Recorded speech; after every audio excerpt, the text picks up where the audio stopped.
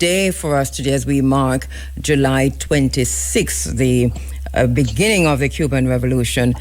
Professor Isaac Saney is on the phone lines, and we're looking back to go forward. Because even as we look back, Professor Saney, we're seeing a document coming out of the United States State Department, entitled Cuba, the Capital of the 21st Century Communism. Have you had a chance to read this document? Yes, I have. I read it a couple of times, and it's a very malign document. It's full of all sorts of falsehoods. But it's also a desperate document by the United States, because there's a generation of youth in the U.S. for whom whatever one thinks about socialism and communism, whatever the debates about those terms, what do they mean, and so forth, those terms are no longer an anathema. No longer the boogeyman words, right, and so forth, that exist. And so basically there's a generation of youth, young people, and greater numbers in the U.S. are calling for a change.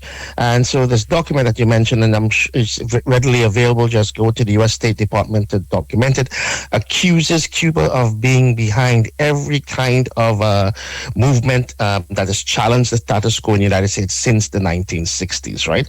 And even in current times, it blames Cuba for the George Floyd rebellions, the pro-Palestinian encampments, right? The work against the anti-immigration, the immigration ICE forces that are trying to deport people and so on. Cuba is the source of every particular problem. No evidence is presented in this document. It's just one screed after another. But also, it's extremely, I call it a manifesto for fascism and white supremacy in the 20th century. Marco Rubio, who's the U.S. Secretary of State, back in February of this year, the Munich Security basically said the anti-colonial struggles and all of these other struggles for social justice were a huge mistake, right? And therefore an attempt to erase Western civilization. And so we see this as simply being the latest salvo, as well as to prepare any future military aggression, right? But it's also preparing for and laying the groundwork for repression in the United States. Many of my friends were named in that report. Many of the organizations that has simply advocated for social justice and opposed genocidal features of the U.S. foreign policy have been targeted. Even for speaking out about social justice is now seen to be legitimized and to be criminal, and so on. And in fact, even there's an international reach. One of the organizations I sit on, I'm on the executive of that organization, was also named in this report. So it's a horrible report, and it's a report basically, as I said, that's fascist and white supremacist in nature.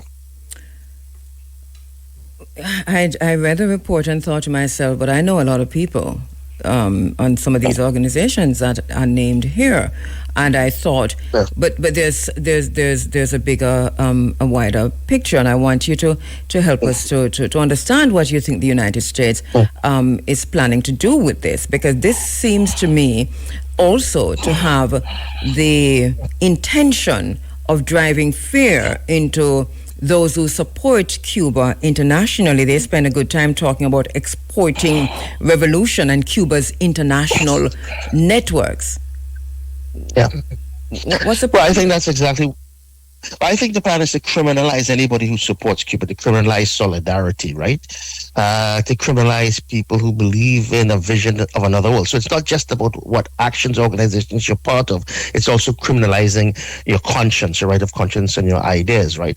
And I think it's a direct response. There's a number of layers to look at, but I think one, it's in January that the U.S. began this unprecedented escalation of its economic war against Cuba, transforming it into a bona fide genocidal siege. That was in January. And they expected the Cuban Revolution to collapse rather quickly. And Cuba has, for more than 6 months, endured what no other country would endure. Only one tanker of oil has come into Cuba at this time. And Cubans are, dealing with blackouts that last for, what they call apagones, these electrical outages that last for, over 20 hours, in some cases over 2 days, right? There's an an attack on the hospital system, the attack on transportation. It's an attempt to make life, as was articulated in a memorandum that's now declassified from April 6, 1960. That's more than 65 years ago that the U.S. has been carrying on this policy of starving them to death. And that memorandum laid out the architecture for all of this. What Rubio and Trump have done is taking it to the ultimate level of violence and horror, right? And so they expected Cuba to collapse, and Cuba has been incredibly resilient, incredibly innovative, right? And there's also been a chorus of support for Cuba internationally. We had the flotilla that came a few months ago to Cuba, international flotilla of solidarity activists challenging the U.S. economic blockade. Just recently, we had a vote in the United Nations of 136 countries to 9, basically in support of Cuba. The Cubans had presented a resolution to the UN to condemn, this U.S. economic war against Cuba, and there was a vote on whether the UN should vote on this. The United States applied all sorts of coercions and threats and pressures on countries to get them to vote no. And yet 136 countries voted in support of Cuba, only 9 against, because of the intense pressure. So the U.S. has suffered some significant defeats internationally, right? There's a growing support within the United States itself of people speaking out, even Congress people in the U.S. Congress itself speaking out against this. Resolutions passed in unions, right? Resolutions passed at municipalities. So what's happened is that, and obviously the public opinion polls in the United States that point to the fact that people oppose what's unfolding, right? And so this is, in a sense, reflects this desperation and an attempt to basically target those people who have been opposing this incredibly unjust policy as well. But also, it's part and parcel of the fact that, back in 2025, the U.S. released something called a national security strategy, right? Probably is the most perused of the national security strategies ever. And it talked about the fact that the U.S. needed to completely control all of Latin America, right? And people talked about the Monroe Doctrine from 1823. This became the Dunroe Doctrine, which articulated back in 1823 that that the Americas was sort of the U.S. exclusive sphere of influence and power. And so the U.S. has determined that in 2025, it must control all of Latin America. And in fact, the document even talks about it. That's one of the most standout things of this. Yes. It makes it very clear that the U.S. must not only control, it will detect which governments are in power. And so just recently, a few days ago, Rubio brought together ministers from 60 states to talk about forming an anti-left alliance, right? As a matter of and fact, so forth. As a matter of fact, sorry to interrupt you there, because I want you to continue on that point, because Jamaica was represented at that meeting with Marco Rubio. The Minister of Foreign Affairs, Kamina Johnson-Smith, led a delegation there. And out of that, the agreement with Marco Rubio, Jamaica agreed 100% with Marco Rubio, and they signed off and came out of that with a glowing statement about how they're working with the United States on all of this.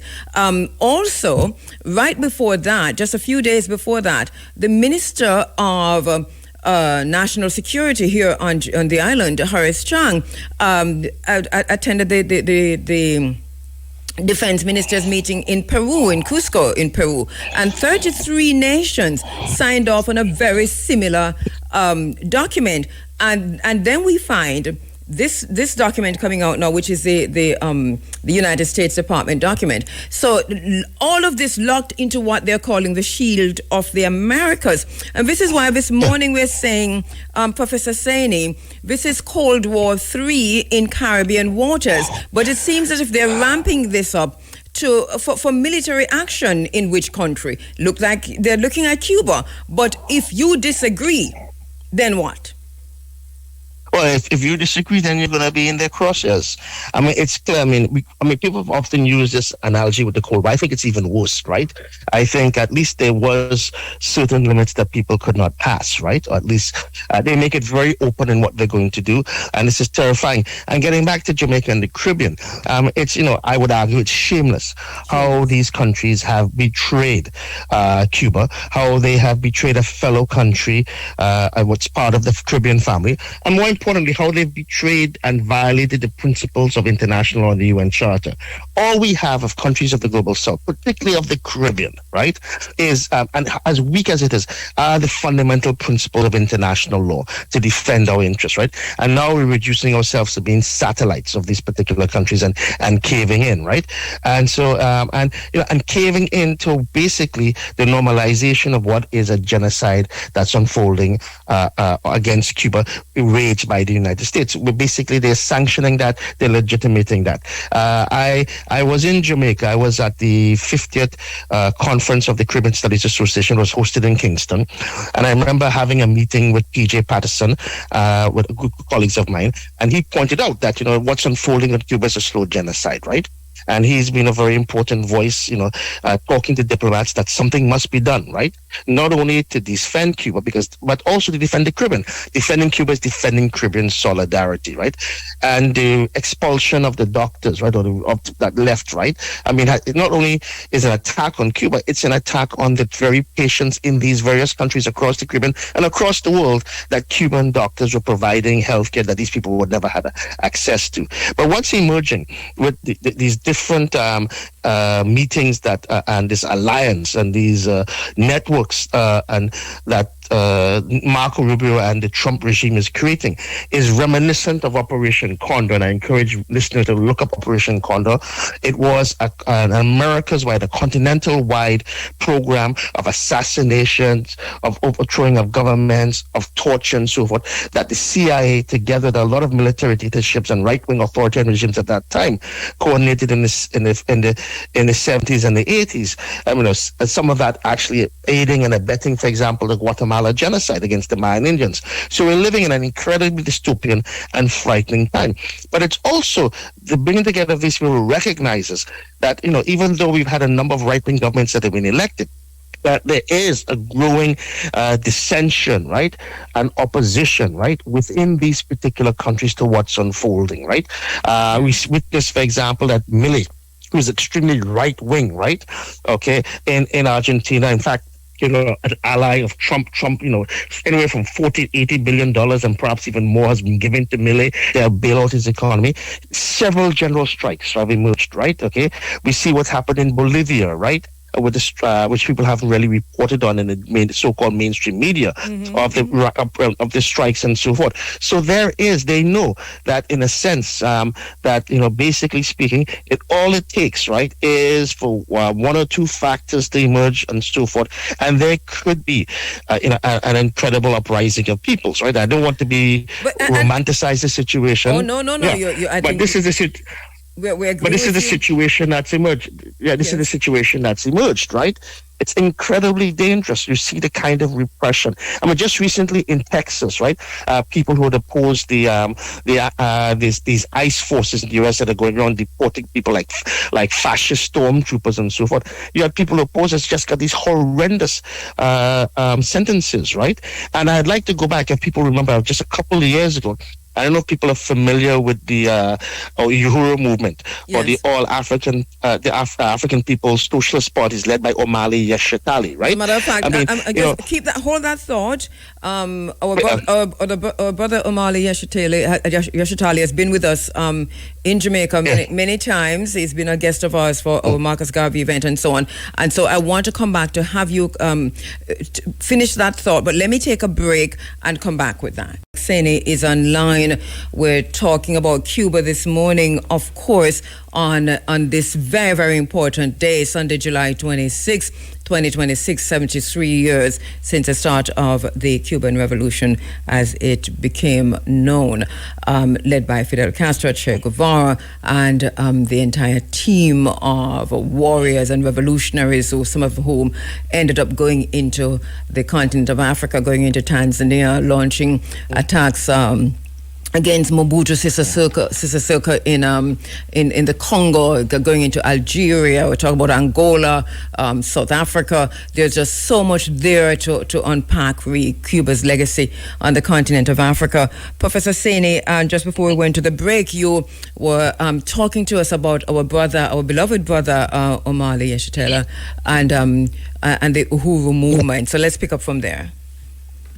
Yeah, no, I just wanted to point out that when this, that was like one of the first shots in this latest phase of repression, because he was charged with being a foreign agent of another country, and it was the fact that African Americans would not be organizing, there wouldn't be a Uhuru movement, which has done a lot of very interesting work and very empowering communities and so forth, that they could not recognize their own oppression, right, their own exploitation, right, their own state repression, unless somehow somebody from outside had stirred them up. And this is the whole anti-communist troop from the going back to the beginning of the early part of the 20th century, where African Americans, for example, would not be rising up, would not be organizing for their rights unless somebody had told them, right, to do so, because they're incapable of their own agency and critical thinking.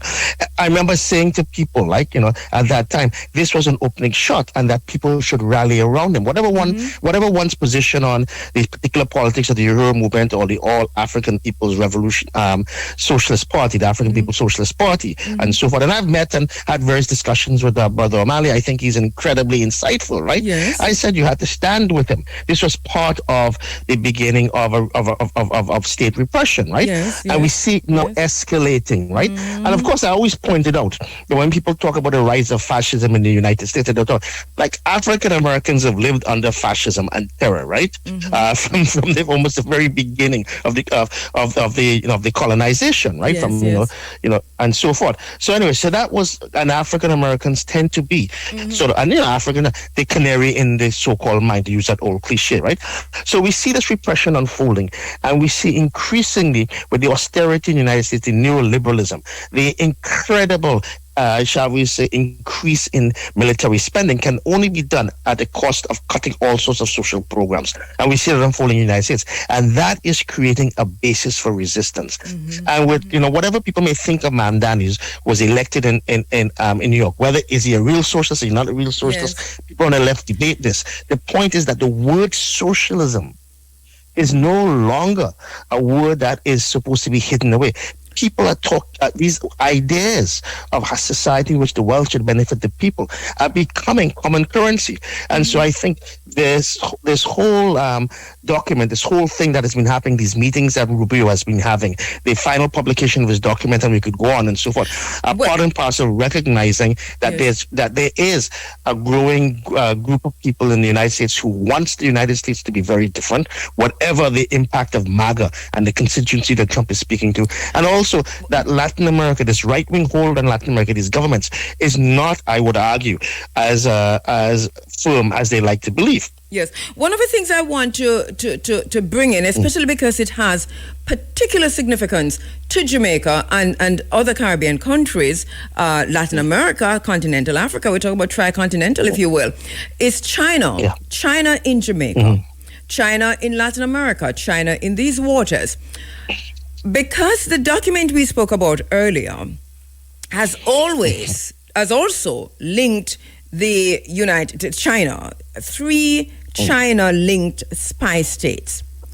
And they say the U.S. State Department, right, in this report, have alleged that China operates 3 intelligence collection facilities in Cuba.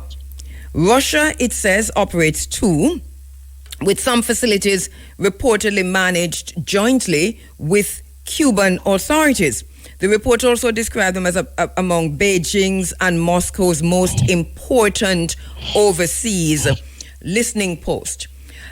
I'm stressing this and underscoring this because we heard Carrie Lake, who is the U.S. ambassador to Jamaica, in her testimony to Congress before she got the post. I think she's got it now. One of the things that she highlighted and pointed out was the extent to which America was concerned about China in the region. Of course, that has to do with the whole maritime situation, but much more. And this is why we go back to Cold War III. And you say it is beyond this. It's gone beyond what we saw in the Cold War leading into World War II and even outside of World War II. But what is the significance of foregrounding China in this way, accusing China of spying and having spy capabilities on Cuba and within these Cuban waters, which is these Jamaican waters? China itself being so involved in Jamaica. What do you think is the significance of this, not just for Cuba, but definitely for Cuba, but for all of us within the Caribbean when we see America going in this direction? Well, I think there's about 3 or 4 points I'd like to make. First of all, in regards to Cuba, I mean, nobody, and it's been discredited that there are any Russian or Chinese spy bases in Cuba, okay? And I mean, there's no evidence they actually present, it's just innuendo. The second point, the U.S. has military bases and spy bases across the world. I think it's over 700 military bases across the world, right? And they claim that's their sovereign right. So Cuba has its sovereign right, if it's so decided, to basically decide what happens within its own territories, right? The third point is this, is that I think it's important to understand it in terms of the geopolitics, that even going back to the Biden government, the Biden administration, right? Blinken, who was the Secretary of State at that time in the Biden administration, declared that the front line of struggle against China was Latin America, right? And it was under Obama that we had the so-called pivot to Asia, where it was recognized that China represented the most significant rival to the United States, economically, right? I mean, and so this issue began the idea that obviously if the U.S. is going to remain the world dominant power, its hegemon, right? In so many ways, economically and so forth. You know, China was representing a challenge. Now, we can debate over I mean, China has a significant presence in Africa. We know Africa has the world's greatest resources, right? You know, and people have spoken about a new scramble for Africa. And people can debate about the nature of Chinese law, investment. People argue it's about Chinese national interest and so forth. But the Chinese offer loans on much better rates, right? And much better terms than the West does, right? Because the West, I mean, it's like the argument is it's better to be exploited by the West, by the European world or the European derived world than it is by the Chinese. Well, China has a win-win strategy. That's what they called it, going into Africa and going into the Caribbean. However, it's working out. But that's a strategy they use. Tremendous investment. And so suddenly the United States realized that, particularly in Latin America and the Caribbean, it's so-called backyard, right? And I remember Biden one time said, well, no, you're not a backyard, you're a front yard, right? So you belong to us anyway, right? Okay, like he thought that was a positive development. That this is an attempt to assert U.S. Hegemony, right? And what the U.S. has, right, is, you know, obviously many people have written about this, also the economists, that the U.S. now is a declining economic power regarding China. It's still the most powerful economy in the world. Depending how you raise it, China might surpass it in certain things, right? But it's in decline. A new world is emerging, right? We have a lot of talk about multipolarity. Does that mean we'll have multilateralism and cooperation? We don't know. And so the U.S. now is attempting, and it's become very clear in so many documents that have been published by various think tanks that are very influential in the United States, from the Pentagon, that in order for them to be prepared to challenge China on an international level, they have to solidify U.S. dominance in the region, right? In Latin America and the Caribbean. And so they want to expel Chinese investment. They want to expel, you know, whatever role China plays, right? And so what they're doing in terms of, particularly back to Cuba, by demonizing Cuba, they're demonizing Cuba for two reasons on this question of China and Russia, to transform it into a U.S. national security question, so they can justify an invasion of Cuba. And of course, Cuba also represents the unforgivable example that you can have a society that is very different than the dog-eat-dog and cruel societies that exist within the United States, right? So there's all of these things mixed into this, right? But what we're seeing is the geopolitics, right? And the geopolitics of basically stopping the rise of a multipolar world, stopping the decline of the U.S. from being the hegemon, right? And quite often this can lead to war. When Xi, the Chinese president, met with Trump in that summit, I think it was a few months ago, he spoke about the Thucydides trap, right? Which goes back to Thucydides, who's a Greek historian who wrote the history of the Peloponnesian Wars, and who basically argued the reason why Athens and Sparta went to war was inevitable, in a sense, because they were two rising powers, right? Okay, and when you have a rising power and a declining power, you almost inevitably have clashes, right? And and people have written about this, and so forth. Sometimes it's avoided, but quite often it leads to war. Is the argument that's traditionally made. And so Xi himself recognized this, right? Okay, and mentioned this, right? And people know there's a very very real danger of military confrontation. Because what does the U.S. have that completely dominates the rest of the world? The U.S. spends more on military spending, right, than all the rest of the countries of the world combined. Okay, yes. And it represents the preeminent military power, and it can threaten people like that. I mean, when I mentioned I was in at the beginning of June for the Caribbean Studies Association conference in Kingston, in the midst of that conference, I remember just at the beginning, the USS Nimitz came and stood in the harbor in Kingston, right? Yes. Okay, and they said that was part and parcel of U.S. goodwill missions and so on. But we know that's kind of a threat. Yes. The U.S. military is a threat. But and since that if you step out of line, and before you left, and just as you left, the USS Fort Lauderdale docked in Ocho Rios for about 5 to 6 days, and we know the USS Fort Lauderdale actually carries aircrafts and actually carry military personnel and actually carry people for war, and that was in Ocho Rios. And as long as it was in Ocho Rios, for those 5 days or 6 days, no cruise ship came into Ocho Rios Pier.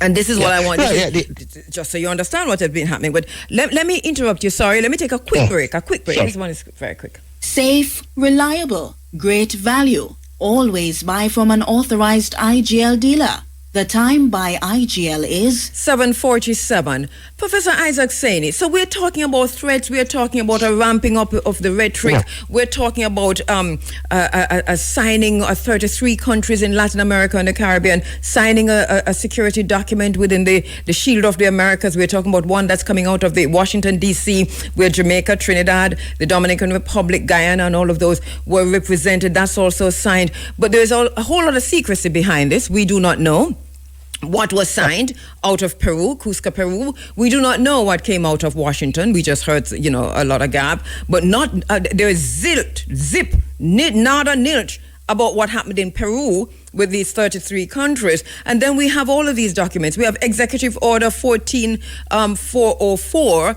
which at the moment has caused there's a ship, 2 containers in the harbor in Kingston from France with medical supplies and all kinds of emergency supplies for Cuba that is docked in the Cuban, in Jamaica's port, that cannot reach to Cuba, and Jamaica is not about to do anything about it. So all of this is happening, and in the 5 minutes that we have left, what is the meaning of all of this, and how do we prepare for whatever they're about to do? What do we have at our disposal? Yeah, I mean, you mentioned that friendship. There was also a ship that was actually unloading supplies in Cuba, medicines, and left before it was finished. Goodness. Because of these sanctions. So what we're facing is the normalization, the routinization of genocide, right? And we saw it in Gaza, it's in DRC, in the Democratic Republic of Congo, in the Sudan, and now we see it in Cuba. And it's basically, I think, demonstrating to people that if you step out of line, we will impose collective punishment. We will impose such horrors on you, right? That in a sense, it's to basically deter people from even thinking of pursuing an alternate course, even think 3, 4, 5 times and abandon the idea of self-determination, sovereignty, and independence, right? This is what I think this means. What can we do? We have to raise our voices. We have to basically tell, particularly in the Caribbean, that, the future of the Caribbean lies, I'm still believing pan-Caribbean unity, but it lies in asserting our individual and collective self-determination against the empire, against the imperial power. You mentioned earlier, as I was listening before I came on, you're talking about the issue of food, right? Food, climate change, all of these things, right, are existential threats to the Caribbean. Existential threats, right? And unless we have a unified political voice, right, that challenges the empire, challenges imperial dictate, what will be the future of the Caribbean? And that's one of the fundamental things. But I also think it needs to be rooted in the people themselves, in the grassroots of the people. And one of the things that stood out for me was that while I was there, and this USS Nimitz stood in the harbor, Kingston Harbor, and everybody I met, and so many Cubans I met, and I was talking to taxi drivers and so forth, right? Yes. They were so upset over the betrayal of Cuba, which they saw as family, right? And they were so upset about the fact that Jamaican and by extension mentioned Caribbean independence, when we look at what's happening in Trinidad and Guyana, had been shredded, right? Okay, and people worry about the future, and I think it's important that I don't have answers for this, but I believe, and I've always passionately believed in the ability of people to collectively organize and to express their right to self-determination, their own agency in fighting to create a better world. We face dystopian times, but there's always hope, right? And this latest document by the United States, by Marco Rubio, is not only drips with venom, drips with incredible dangers, not only for the people of the Caribbean and Latin America, for the people of the world, and particularly for the people of Cuba. But it's also an act of desperation, because people are resisting at all levels of society in the United States, at all levels across the world, in so many, many ways. And I believe in that resistance. I believe in the vision of a better world. And one of the things, that as I prepared for this program, and as I've been, really doing a deep dive since we have this escalation against Cuba, this chokehold on Cuba, is how close. I mean, Cuba is our neighbor. You're talking about parts of Cuba closer to Jamaica than parts of Jamaica is close to Jamaica. This is the thing. You're talking about a Cuba where our ancestors are also from. My grandfather is Cuban. I should put his picture up on the thing. Rita Marley, who celebrates her birthday yesterday, 80th birthday, was born in Cuba. Mortimer Plano, who is one of a stalwart of Rastafari, who cleared the path for the Imperial Majesty Emperor Haile Selassie when he landed in Jamaica in 1966, and we're talking about 1966. That date also, he's also born in Cuba, but that date 1966 represents also that tricontinental meetton that Fidel Castro called in Cuba. And even within this report, they have gone back to that tricontinental, because it's phenomenal to see what they have done and the deliberateness of it. But how important is a tricontinental conference still, and that coalition in dealing with the situation ahead of us? Well, no, that was an incredible gathering of revolutionaries, the largest gathering of revolutionaries and progressive thinkers. Amilcar Cabral, the celebrated African revolutionary, gave a very famous speech called Theory as a Weapon, right? It was an incredibly important thing. But I want to make one point. It's interesting that, it was hosted in Havana, but the actual intellectual author of that was a guy from Morocco, Mehdi Barker, right? Who never got to see the conference because the CIA and the Moroccans and I think the French conspired to kill him and dissolve his body in acid. That's how terrified they are of oppressed and exploited people coming together to try and overturn the oppression and exploitation and create a better world. But this whole point is that when you read through that document, it's as if there's no objective conditions in the United States that breed oppression. I mean, African Americans don't need somebody to come from outside to say that they're oppressed and exploited. Don't need to have somebody come and tell them they need to organize, right, to fight for a better life and so forth. But this is the United States trying to legitimate, an emerging fascist and a re-strengthening and a reinvigorated white supremacist order. In the meantime, finally, Professor Isaac Saini, what's the condition in Cuba today? Do you know? I know you have the network that you're tapping into. We're also talking to people. But what's the condition today regarding the blockade? It's a very difficult, very dire circumstance. People are without electricity for incredible amounts of time. Food can't be transported because there's no fuel quite often to do that. It's in a sense, it's an attempt to create conditions of desperation and starvation among the people. That being said, as extremely difficult and trying as those conditions are, you also see the Cubans, right? Both, the government and the Cuban and the society coming together, right? Sharing what little they have among the many, right? And being incredibly resilient and ingenious, right? In how they meet this incredible crisis. And also on top of that, there's this incredible, move to solar power in the economy and to more renewable sources of energy and so forth. Mm-hmm. So it's both one of crisis for Cuba, it's no doubt about that, one that's an existential threat to the Cuban nation, but it's also one where the people continue to resist. And that resistance is unacceptable to the U.S. empire. And if it happens to Cuba, it happens to us. There is no distinction between Cuba and Jamaica. Thank you so much, Professor Isaac Saney. Viva la Cuba. Long live the revolution. Viva Cuba. Thank you so much for having me. Thank you so much. You know, we're paying attention. Just before we go into the break, the document you hear us talking about, Cuba, coming out of the U.S. State Department. Cuba, the capital of 21st century communism, it's called. It links China in a way that Jamaica has to pay very, very close attention. And I was just, you heard the discussion with Professor Saney and myself just now, that it links China in a way that's phenomenal. Let me see if I can take you through some of this that it has said about China. So I told you before that it says that China is operating this is from the U.S. State Department, released on Monday, this document that they say is very important to what the next steps that America will take within the Caribbean waters under the shield of the Americas. That includes the third country national or the third country deportees. I think we're taking too many things for granted. We're caught up in whether it is Audrey Marks or Andrew Holness or Horace Chang. That is a load of something that is not worth discussing. That is a distraction. We must pay attention to the shield of the Americas, because it's not just one thing that's coming out of the shield of the Americas. The deportees that they're sending to every country within the region, this is being done within the framework of a shield of the Americas. But that's just one thing. Here is another thing.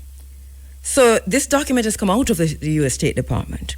It's tied to security, the counterintelligence. You remember that document that we, a few months ago, we carried, Peter had on the screen for how many days in a row, U.S. counterintelligence strategy in Africa, in the Caribbean, generally in the world, and we told you, go and read it. We read it, and we kind of did some summary of it for you and told you what the plan was for Caribbean and Jamaica and the region. So quickly, the new U.S. allegations, the U.S. State Department alleging that China is operating 3 intelligence collection facilities in Cuba, while Russia is operating 2. And they're saying that some of these are jointly operated with Cuba. Think about this, what this means. It also says that Russia and China, that their most important listening posts are in this region, in Cuba. They've also said, according to the U.S. assessment, Cuba contains 18 known signals intelligence sites, most belonging to Cuba itself, but 5 are linked to China and Russia. This is why we say Cold War 3 in the Caribbean waters, because this is exactly the condition as it appeared right before World War II and during World War II. There is no difference. The only difference is there's an escalation now. It's worse now, as you heard Professor Saney said. All right. I'm going to go to my next interview, but let me just do it. I'm going to come back. I'm taking China. That the alleged China links facilities in Cuba, that these facilities that they have identified in Cuba are to monitor U.S. military communications. Jamaica must pay attention.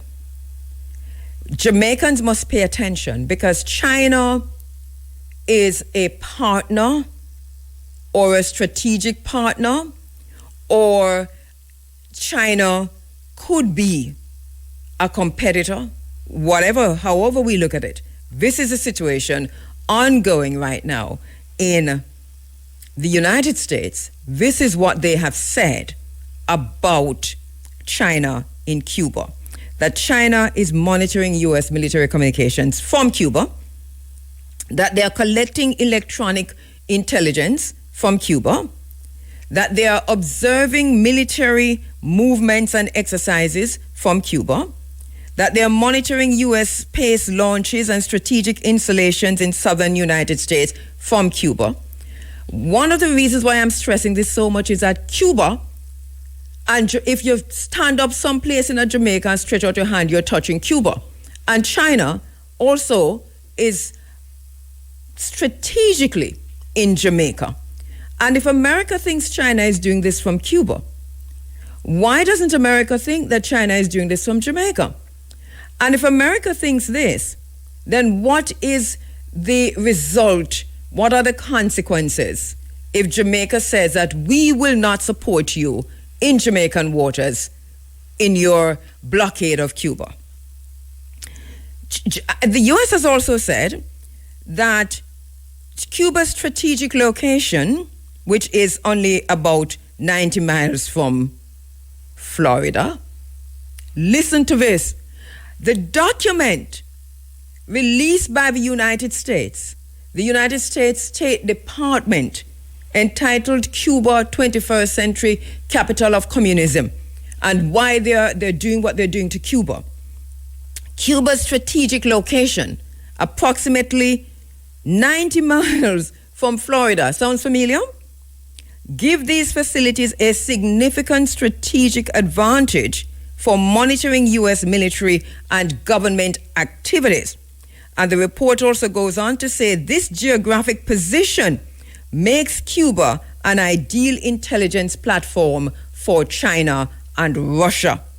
They talk about the border concerns that they have because China is operating in Cuba, but China is also operating in Jamaica, isn't it? They talk about connection to building on previous satellite image analysis, and that what they're seeing coming out of Havana, and that China is upgrading its intelligence facilities. They talk about the political context. The report coming at a time when the U.S.-Cuba relations and increasing U.S.-China strategic competition. And I am saying that what we're seeing is from Jamaica, from this end, is Cold War III in Jamaican waters.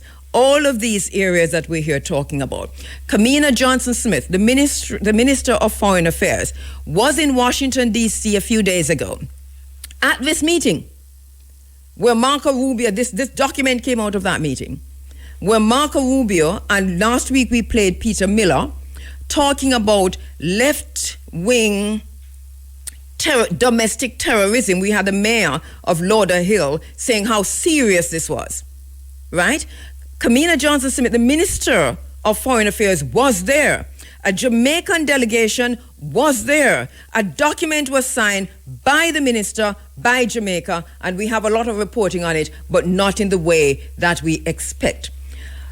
Minister Horace Chang has just returned from Peru, from Cusco in Peru, from a similar meeting in Peru. 33 nations under the shield of the Americas signed a security document regarding the Caribbean waters, Latin America, Cuba, Jamaica, the Americas, within the shield of the Americas, the Monroe Doctrine, the Manifest Destiny, you call it what you will. We have not seen that document. There's hardly any reporting on it. But yet here we are, with America strangling and having a chokehold on Cuba. Cuba is in darkness as we speak.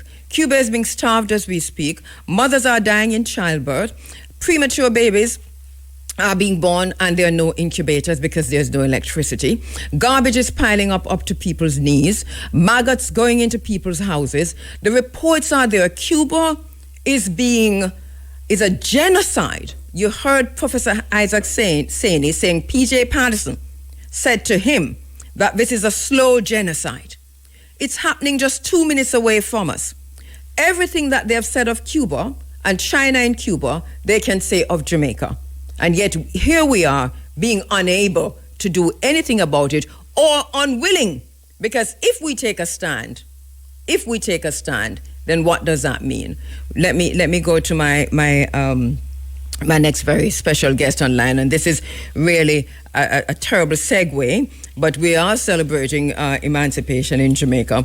Granted, the promise of emancipation is still not yet fully realized, but we're celebrating it because our ancestors did what they needed to do to take us to this point, and it's up to us to take it to the next point. Festival song, Naga Carry Go Day. So no matter how much you jump up in Naga Carry Go Day. Anyway, Tamika Clough is a PR and marketing officer at the Jamaica National Heritage Trust. She's already joining us in our Zoom room and our Zoom green room. Tamika, how are you doing, my sister? I'm so great, thank you. And how are you today? Why not? Is that me? I got the buzz up and everything, but I'm seeing her, but I'm not hearing her. All right, let me try this again. Tamika looking all beautiful and everything, and I'm not hearing her. All right. Are you hearing me now? She's hearing me okay. I can see that you're hearing me, Tamika, but for some strange reason, I'm not hearing you. Are we hearing you? So does that mean that I should... okay, let me try now. I just... Check, can you hear? All right, no. I somehow... do you want me to go WhatsApp line? I don't know. All right, we're not quite sure what to do because I know she's hearing me. And I think this is not the first time this is happening this morning because I'm literally seeing her and I know she's hearing me clearly. But for me, coming back at me, we're not hearing her. So what we'll do, we'll take a quick break, try and figure this out and come right back to Kamika. WhatsApp, Tamika, if it doesn't work. Let me try and see if we're hearing you now. Beck, are you hearing me? No. Is your micro, are you on mute? See if you're muted. No, I'm not on mute. No, she's not muted. I can read your lips. I'm seeing you quite okay. And I'm hearing from people on YouTube that they're actually hearing her. For those who are listening on the 107s on radio, you're not hearing her. And I know that because I am also not hearing Tamika. Can we then do this by WhatsApp, do you think, Peter? Let's see if we can have a quick chat with Tamika if we call her through WhatsApp and we come up through the WhatsApp line. In the meantime, as we wait for that, let me just quickly tell you about... we've been playing this morning music from Cuba, right? And this is African Cuba music. Also, I know you're seeing my books and you want me to talk about the books. So we do have King Leopold's Ghost, Adam Hochschild's book, King Leopold's Ghost, a story of greed, terror, and heroism in colonial Africa. And the reason why I have this book this morning is because of Patrice Lumumba.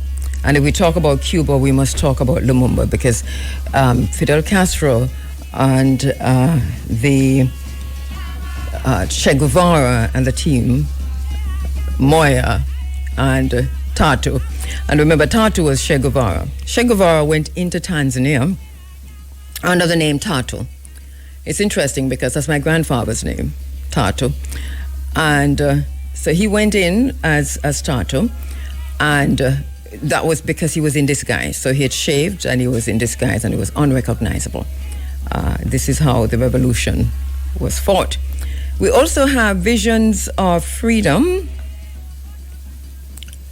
Havana, Washington, Pretoria, and the Struggle for Southern Africa, 1976 to 1991. Fidel Castro is on the cover, so too is Reagan. And for the young people,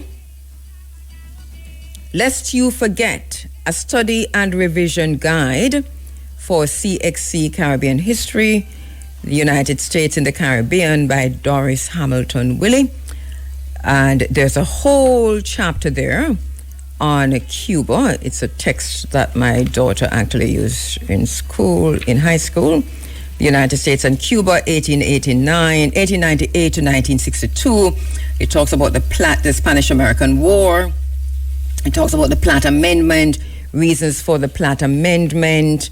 It goes into ways in which Cuba became like a colony of the United States after 1902. It looks at the 1906 intervention, the 1917 intervention, Roosevelt corollary, and now we're talking about Donald Trump corollary. We have the effects of the Platt Amendment and the relationship between Cuba and the United States, anti-American sentiment in Cuba, opposition to the Platt Amendment, and it goes on and goes on. Ways in which the United States secured control over Cuba by 1959, and the economic control. It also looks at the cultural influence. There's a whole lot there. And this is what you can buy for your children, right? To get them interested and beginning to read and knowing more about the United States and the Caribbean. It says, Doris Hamilton Willie, Lest You Forget, a study and revision guide for CXC Caribbean history. And I'd said before that we have pathologies of power, health, human rights, and the new war on the poor.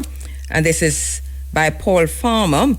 And I have this because this looks not at Cuba specifically, but Haiti, and generally on developing countries and how the West underdevelops countries through human rights abuses, health abuses, and so on.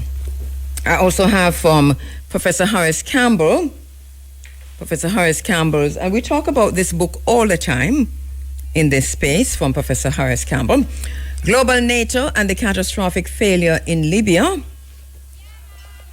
Right, Global NATO and the Catastrophic Failure in Libya. Lessons for Africa in the forging of African identity. And I have this because we're looking at what's happening in Ukraine and Russia.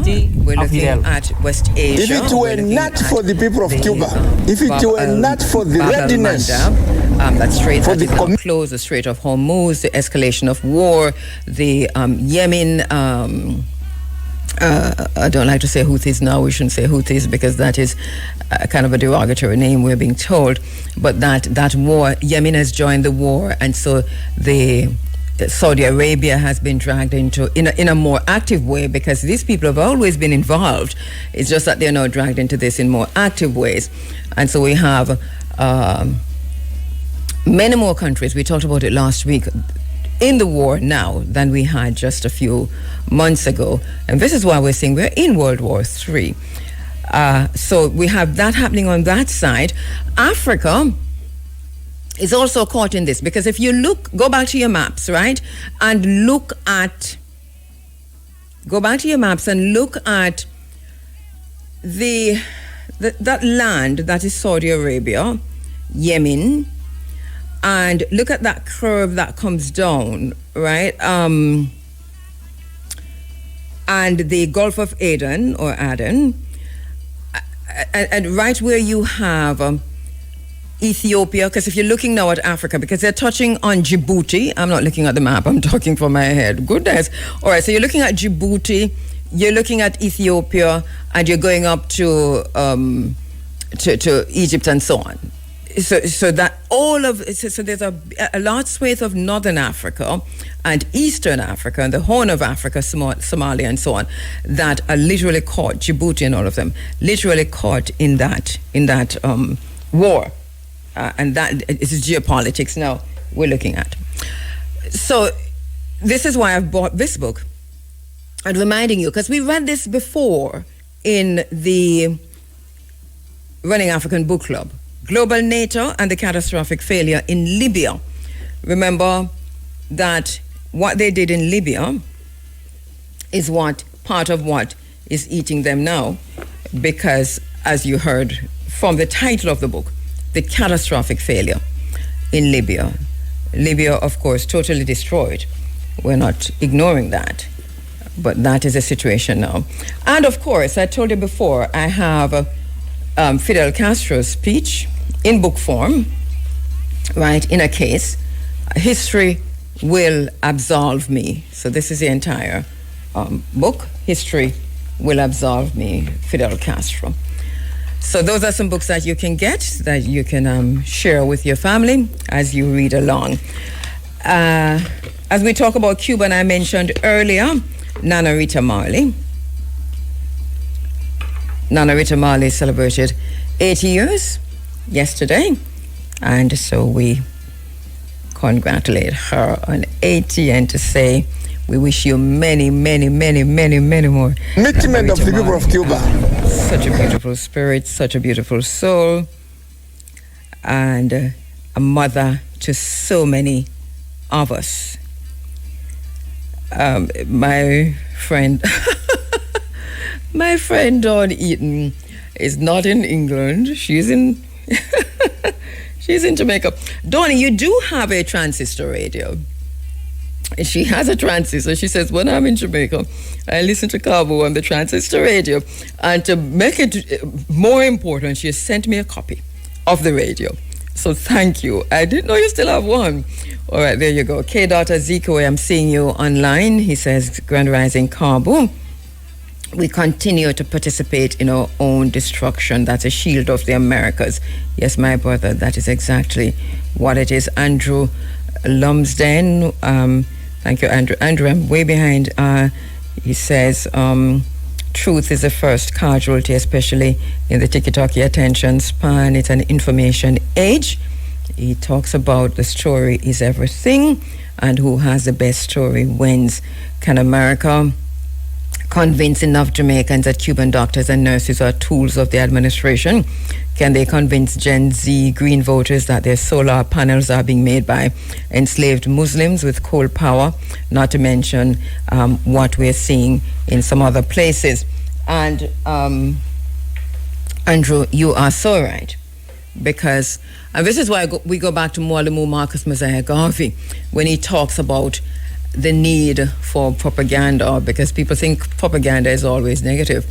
But sometimes to correct the misinformation and the disinformation and to redirect our brains, we have to understand how that works and to employ that.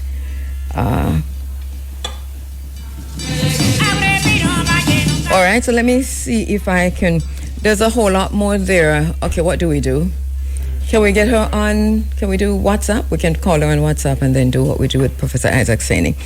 All right, so we're gonna get back, or just call her straight. WhatsApp is always better, but call her straight. Can we do? If we can do that straight, and she comes up through the phone. All right, so we're gonna do the interview. Stand by for us, please, Tamiko. I'm not quite sure what's happening that we're not hearing you through Zoom. But we'll talk on WhatsApp. There's so much more here to unpack. What's happening in Cuba. Once again, today is a very important day. It is the 26th of July, and it's the anniversary of the spark that lit the flame of the Cuban Revolution. The attack on the Moncada barracks, it was not simply a military action. The attack on the... All right, so I'm going to have to do that. It's a little bit difficult to get to the phone. So, oops. All right. I'm trying my best to do what I can do. All right, so I know the call is coming in, but it's really a little bit difficult. Let me see. Oh, goodness. Oops, no. I can't reach a phone. Can you take the call for me, please? All right. So because we're kind of changing things up a bit, and the top one, yeah. All right. Let me go to our sister who is online. Let me see. Tamika, are you hearing me? Yes, I'm hearing you fine. Can you hear me? Goodness, you're loud and clear. But we did see you on Zoom for a minute there. So, want me to turn my video on? Yes, you can do that. So we can still see you on Zoom while you talk to us on the phone lines. We have just a few minutes. So what I'm going to do, and the only thing is we could give you extra time, but because you're right before cash pot, so we're going to have to break for that. All right, so what I'm going to do is, once again, it's that time of year. It is Seville Heritage Site, Seville Great House, for the celebration of emancipation, once again being organized by the Jamaica National Heritage Trust. I'm going to give you the time to talk a little bit about that. First, tell us about the history, and then let's just go right into what is scheduled for July 31 into August morning. Right, so we know that emancipation has traditionally been celebrated by African Jamaicans since 1838 when we received full freedom. And of course, that first celebration was at Emancipation Square in Spanish Town. We at Jamaica National Heritage Trust now celebrate Emancipation Jubilee at Seville Heritage Park. And it is a massive, awesome celebration of our African culture. It takes patrons through a journey of our history, from the struggles and sacrifices of our ancestors to the triumph of freedom. And it features cultural performances, music.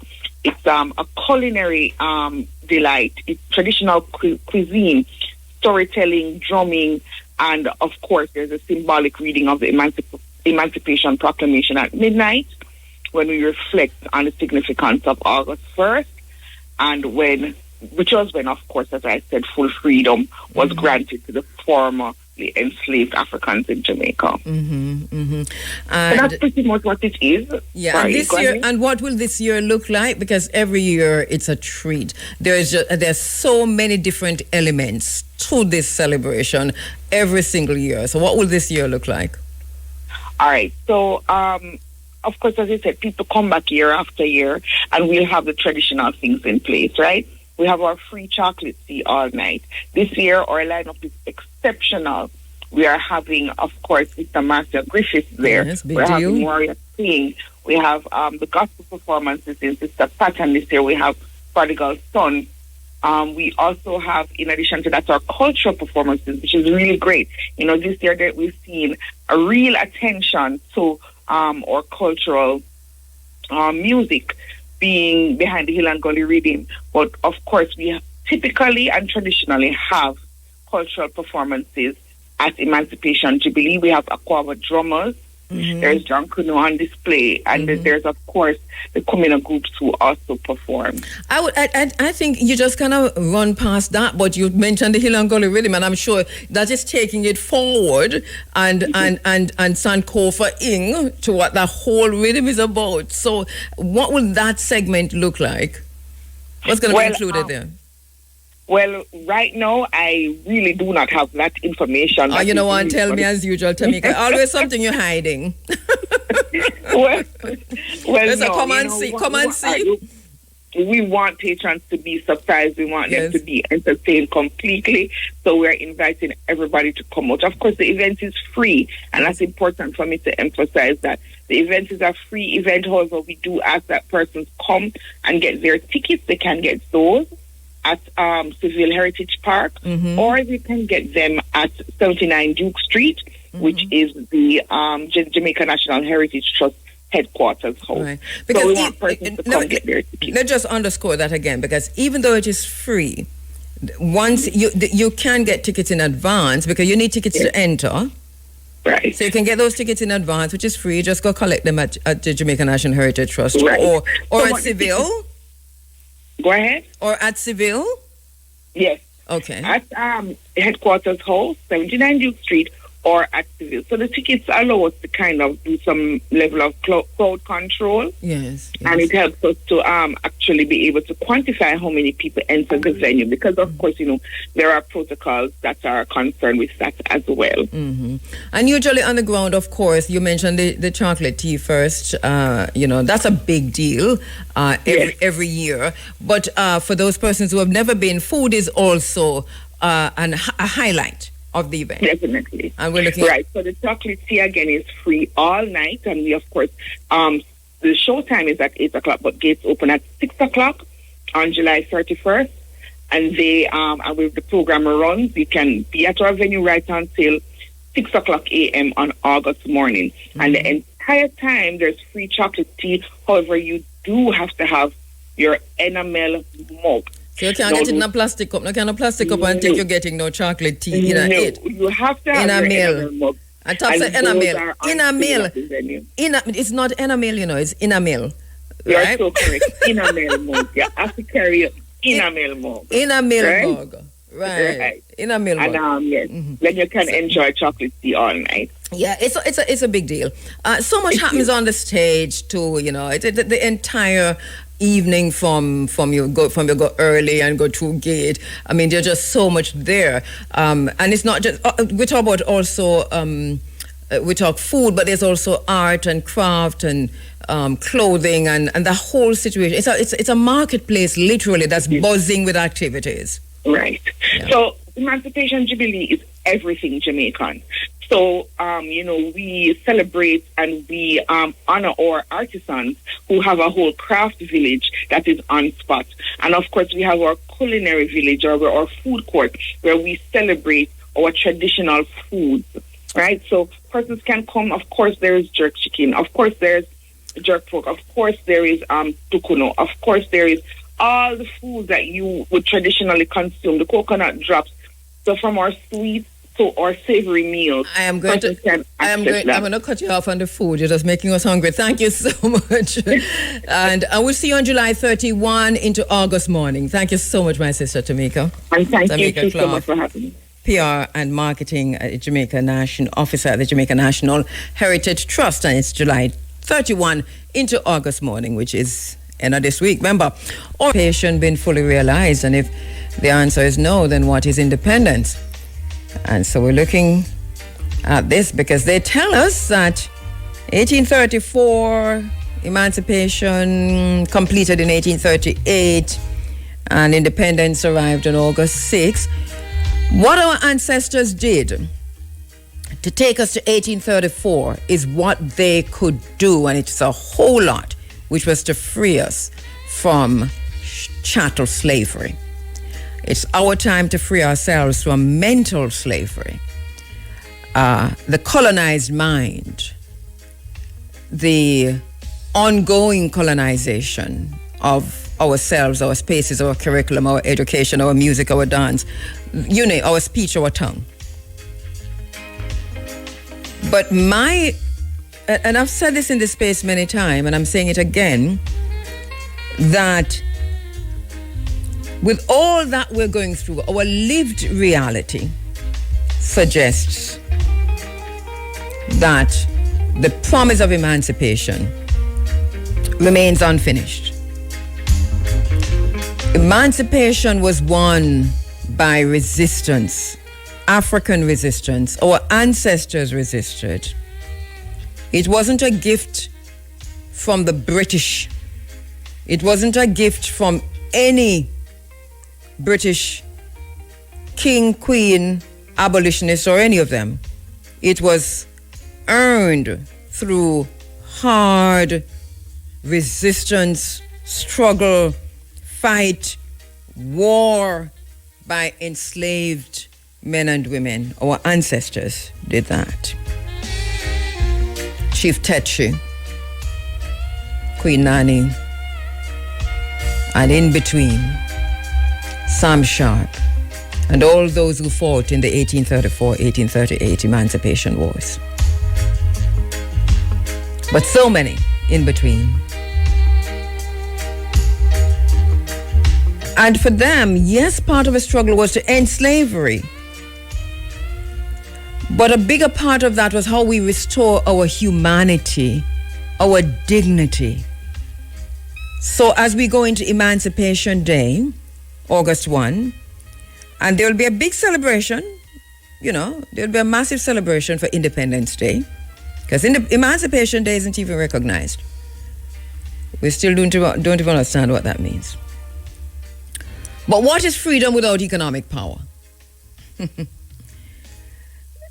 The questions are even more relevant now, because you're talking about economic power, you're talking about sovereignty. We are at a time in our lives right now when we have given up sovereignty. Those who we have trusted to make these decisions at the highest level have given up sovereignty, and they tell us they can't do any better because it's about protecting we the people. But we the people, absent knowing of who we are and where we're coming from, not have access to our beaches, our rivers, our waterways, our seas. We do not have access to our land. We still talk about crown land. But even outside of that, We're going to celebrate independence August 6th, and then we're going to have a delegation leaving Jamaica to go beg King Charles to answer whether or not Jamaica should, whether or not Britain should pay reparations to the colonies, to the countries that it enslaved, and the people, the ascendants of the people it enslaved. That is a plan.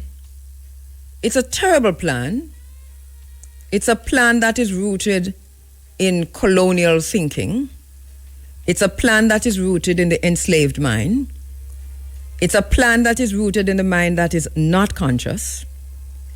It is a betrayal of the work of the ancestors, who we will celebrate their work on August 1 and then talk about August 6. But you go to England to ask Charles III if he thinks Britain should pay reparations. You know, one of the things that my mother always teach me, so she say, you have a facey. You can't just take anything, you have a facey. And it took me a long time to understand what she meant by that, you know. Sometimes you have a facey. And really, it's dignity, it's pride. It is, who do you think you are kind of thing. You know? So Jamaica has lost its feistiness. We used to be feisty. We used to take it to the world as leaders with confidence. Now we're going on our knees to beg Charles to answer the question. The British monarchy, from Elizabeth I through to King James of the Bible, King James the 6th of England and the 6th of Scotland and the 1st of England, who authorized the translation of the Bible. He was also a monarch. All the way to George and them. All of them participated in slavery and the enslavement of Africans for gain. The information is there.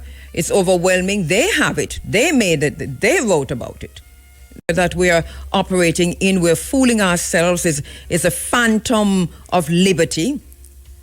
It's a phantom of liberty. It's the same kind of mistake that Toussaint Louverture made.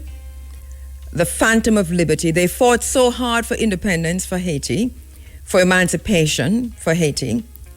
And then the phantom of liberty led Toussaint, who fought so hard, to go meet with the French.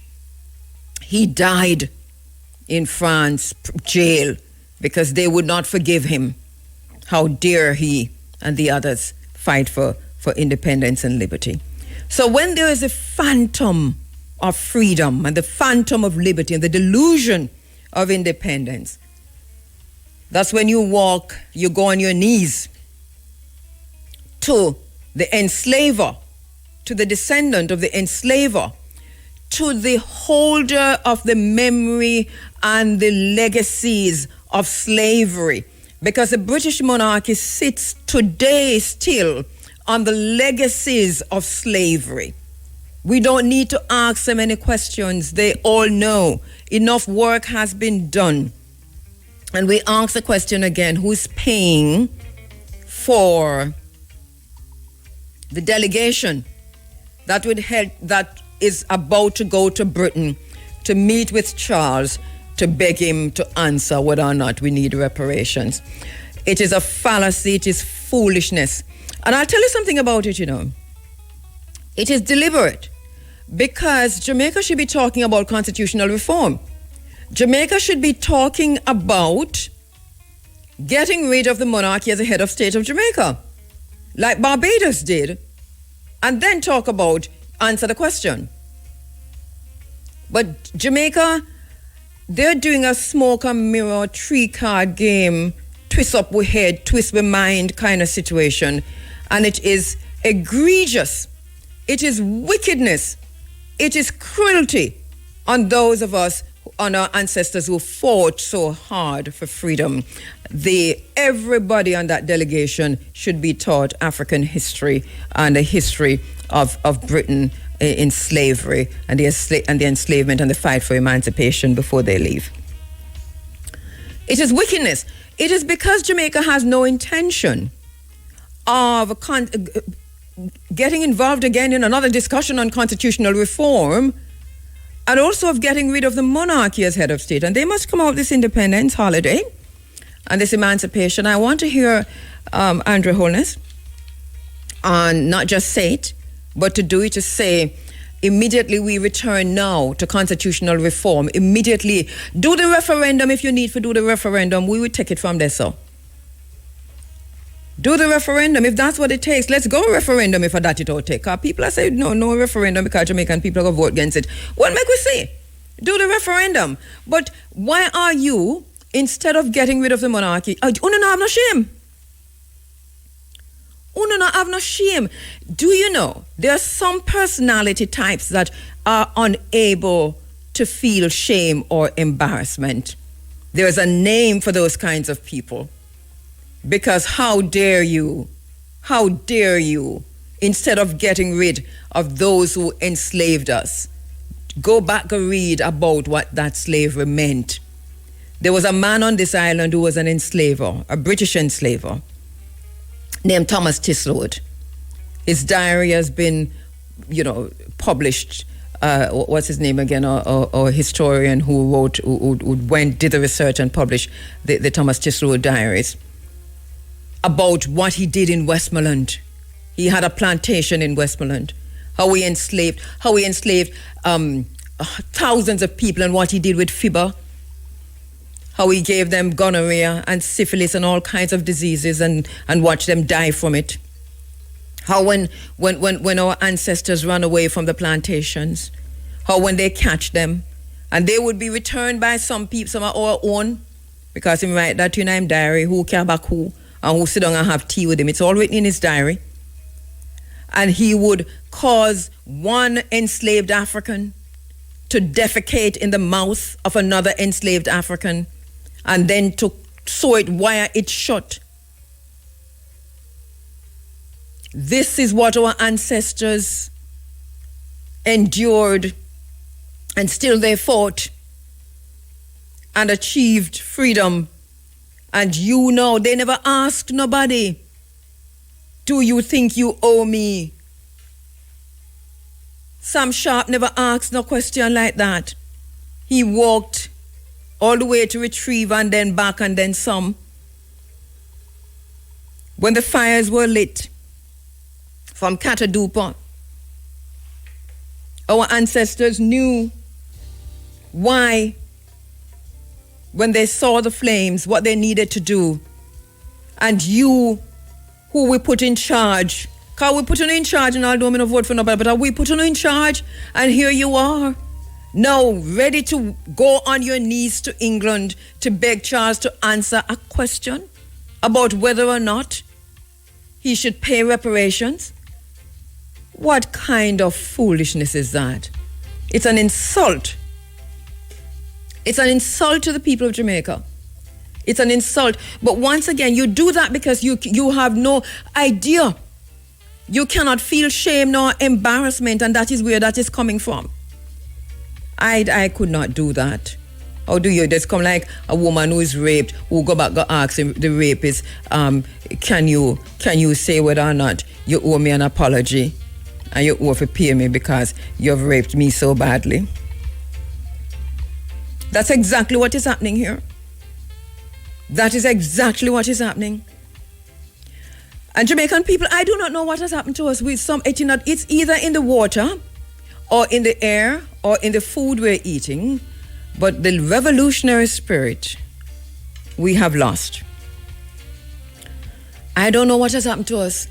We sit down and watch the blockade of Cuba. It's not like we watch a genocide. If we stretch out our hand, we touch Cuba. And there's a genocide that's happening there. And we're mainly silent because we're taking care of ourselves. Do you think that if Cuba is attacked military or if Cuba is captured, that Jamaica is going to escape that? There's another kind of capture that is happening to Jamaica right now, which is a capture of land by oligarchs. There is a whitening of Jamaica. There is a theft of land. There is a gentrification. We have to watch Black River. We have to watch Part 3. We have to watch places in St. Elizabeth. They want to turn them into Martha's Vineyard.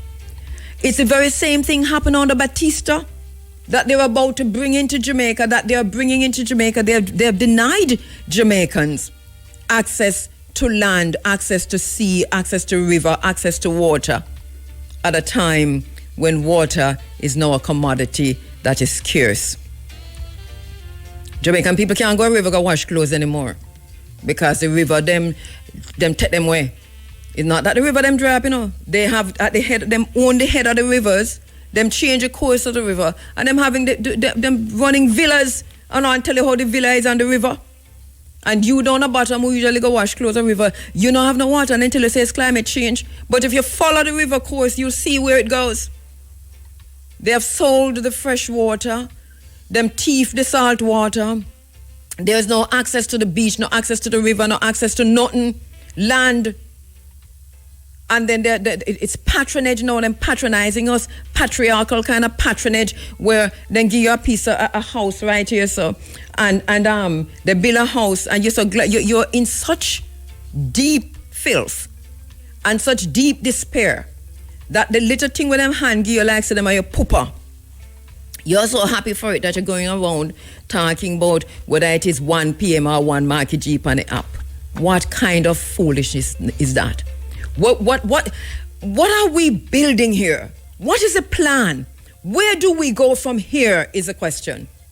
What is the thinking? How we move it from Yasso? If we continue on the road that we are on, what is the ultimate end of where we're going when you have lost everything? Agenda 2030, they say, in the New World Order, you will own nothing and you will be happy. This is what I see happening here in Jamaica. You own nothing and you're very happy about it. Rented houses, you're living in them nicely because the houses look good and you're paying massive rent, but you do not own them because they're owned by the oligarchs. And you say you own something, but you don't own nothing. And you buy a car, but you don't own it either because it's the bank give you that loan there. What's going to happen from here? What is the end result? So the promise of emancipation is not realized. Independence is a delusion. And here we are at 2 minutes to 9 o'clock. We are not making any decisions about our lives. We're not making any decisions about our country. So sovereignty is measured by decision making. So we're giving up sovereignty. So it's a new colonialism. Dress up in pretty talk and slangs and slogans and TikTok videos and clips and pretense. And when the lights go off, that is of the digital tools, instruments that you're all using to capture the moment in time, to pretend that this is who you are, then the reality must strike at some point to say, no, that's not who you are. That's not who we are. So, I don't know, how do we find the power? How do we regain our strength? How do we stand up for Haiti? They're bombing Haiti left, right, and center. Do you know Haiti is just around there, so, just up there, so Haiti, not far from we either. They're dropping drones, bombs on Haiti. We've talked about that many times in this space. They're dropping bombs on Haiti. Do you think that the bombs, the drones that they're using to bomb Haiti, that it can't happen in any other Caribbean country? What do you think is going to happen? How do we think this is going to end? Because if you can bomb Haiti and have Haiti in poverty, and the temporary protected status that was granted to Haitian citizens in the United States has been taken away. Jamaica has signed an MOU to take third country nationals. But we want to see the MOU to see if it stipulates no Haitians. Because if it says no Haitians, that will tell us where Jamaica is. I'm going to leave it just for a minute, because I have to go to my next very special guest who is online. Joining us now in the Zoom room, we're seeing him, Dr. Devon Taylor, President of JABEM, Senior Biomedical Research Scientist in Immunology, working in the biopharmaceutical industry in the United States. And we're talking so fast that we'll lose the words. But hey, Devon, let me do this. Hope I'm hearing you. You're hearing me loud and clear, eh? Yeah, man, loud and clear. I cannot believe this. I can't believe this is also happening with Devon. I thought we fixed it. Peter did fix it, but I'm not hearing you. I think we might have You're to not have hearing you me? I could hear you loud and clear. Also, and then also, Mr. Big Ames, I see the photographs you're sending me, sir. Thank you, sir. Okay, that's back in the day, isn't it? All right. Yes, I'm getting lots of questions. Persons asking what happened to YouTube. So that, yes, we are up sometimes and sometimes we're not. And lots and lots of messages coming in. At the minute, Devon, go on talk. Let me see if I'm hearing you now. No? Are you you're hearing me though? Yeah, man. I'm good to go. No, not hearing you, Devon. Sorry. Not hearing me. All right. So let us see how we can fix this. I think probably WhatsApp, or else we're running out of time very, very fast, and we need to get to this conversation with Devon. All right, it's 2 minutes after 9 o'clock. Oh, let me do this. Sorry, let me do this. All right, so I'm hearing, getting the messages. I'm also hearing you, and also from right here in Irie. Shanice, you say we're hearing Devon. Devon is loud and clear on radio and also on YouTube. So I'm the only one not hearing him.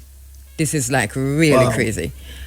Should I take my headphone off? I can take. Let me see if I take my headphone off, but I'd have to turn off my microphone. I'm not sure what to do. Should I be on program or auxiliary? We're good now. Okay, let me hear you again, Devon. Let me try again, Devon. Let me see if we're hearing you now. No. Yeah, greetings. Oh, there you are. I don't stand with our neighbors. Yes, we're starting with that. Listen. That is what the conversation is about. We're island people in one region. Exactly. Welcome to the program as usual, Dr. Devon Taylor.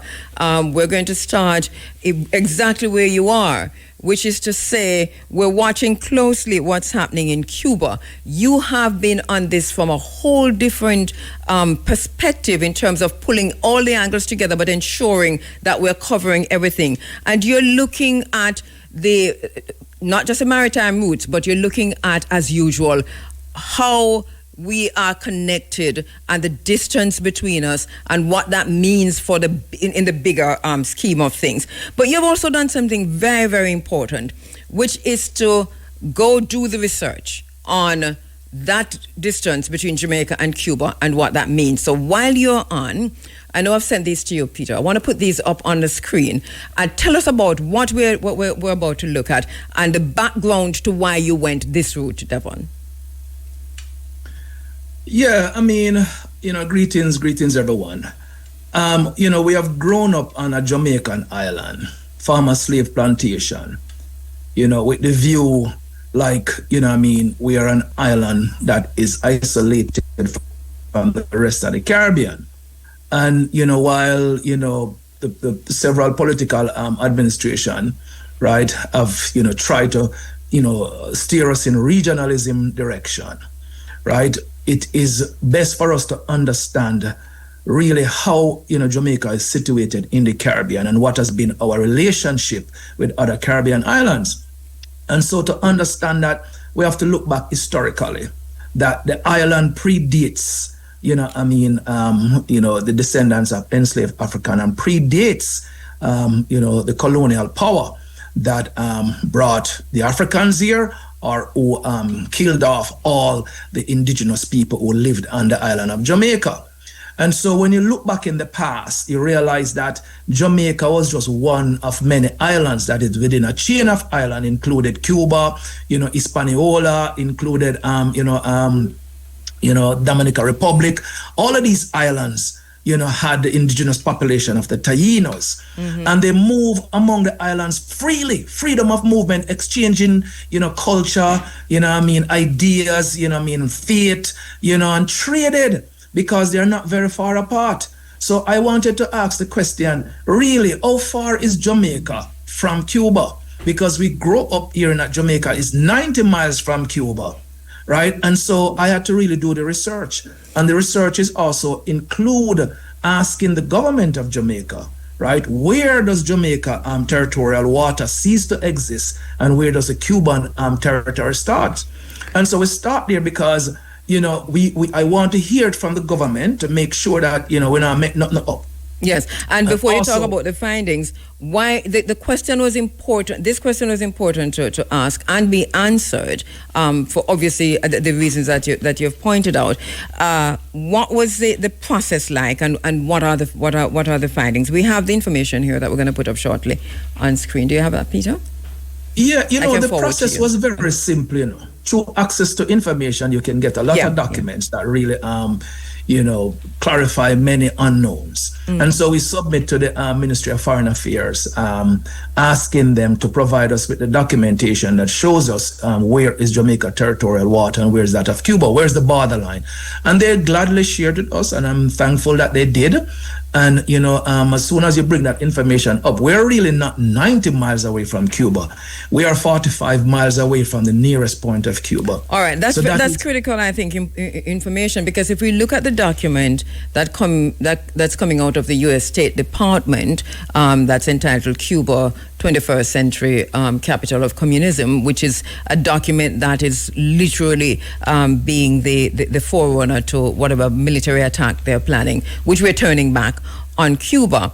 They point out specifically, Marco Rubio and the team, that Florida is one of the reasons they're giving for China's involvement in Cuba and how that feeds back on the United States is by pointing that Florida is 90 miles away from Cuba, and so that this is an untenable situation with China in Cuba. Now, we have always said Jamaica is 90 miles from Cuba, but you're saying this document is showing a whole other situation, which is 45 miles. That's a massive difference. What does that mean in the larger scheme of things? Well, they're our neighbors, and I'd say that, if the U.S. State Department is saying that Cuba is 90 miles from them, then they too would have actually entered into an agreement, which is defined under the United Nations Convention on the Law of the Sea, that neighboring countries define their borders. And so if it's landmass, the landmass that is 90 miles, it is not 90 miles, it's closer than that. Right? because they would have negotiated that territory. This really means that we, the Jamaican people, are connected to the Cuban people more than we think. The world really, have communicated to us. No, we are very close. These people are our neighbors, right? They are our neighbors, and we have been sharing the sea, sharing resources, communicating for generations. And many, many people in Jamaica have lots of connections in Cuba. And I think one of the other things that, I want to kind of solidify what this really means in terms of people understanding, right? We ask ourselves, there was mass migration into Cuba within, the 20s, 30s. A lot of exchange happened in both directions. And some of Jamaicans' luminaries were actually born in Cuba. Right, and so I'll just shell out a couple of names here that that we should really pay attention to. Within one of the well-known ones within the Jamaican space is Rita Marley, right? And yes, I've been talking about that since morning. Nana Rita Marley, born in Cuba.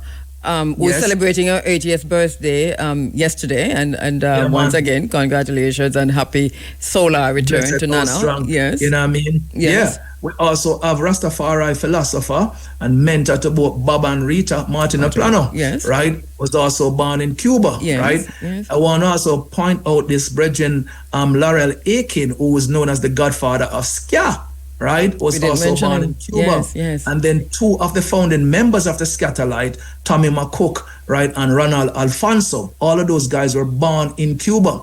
But one of the most pronounced and well-recognized Jamaicans internationally is Sylvia Wynter. Right, she's one of the most influential intellectual that comes out of Jamaica that really ground her work in decolonization. Right, and she born there and came to Jamaica very young. So what we're trying to show here is just the people connection. Yes, and these are recent. And Cuba. These are recent, and you talk about how Jamaicans have been going to Cuba for the very, very longest while. That inter-family or this bloodline connection is there without a doubt, and we've been talking about this since morning. My own grandfather is Cuban, and I think we can find a whole lot of other people who can say, my uncle is Cuban. My husband's uncle is live in Cuba for how long? Sister P, who is an integral part of this program, even to this day, an entire part of our family is in Cuba. So this is a connection, and the 45 miles that you're talking about, we could almost go to Cuba. That's basically what it is. That's what it is. That means our fisher folks have been going into these waters. Right, as you know, Jabem is rooted in rights for the sea, rights for our beaches. And so it's very important to understand that any conflict in Caribbean waters, any conflict in Jamaican waters, right, will impact the sea and it will impact our people. So all these luminaries that we're talking about, all the Jamaicans, and of course, my great-great-grandfather also migrated to Cuba as well in the 30s, right? All this water is a lot of meaning to the Jamaican people as how we move across this. Similarly as how the Tainos move across the space. You have the document up on the screen, and I think it would be important to read just like the first couple of. Go through it for it. Take us through it, Devon. Yeah, so so if you could study it right there, where the government of Jamaica and the government of the Republic of Cuba reaffirming close and traditional bonds of friendship, mutual respect and understanding existing between the two Caribbean states, right? Conscious of the duty to safeguard their people, the renewable and non-renewable resources found in marine and submarine areas subject to their respective sovereignty and sovereign rights and jurisdiction.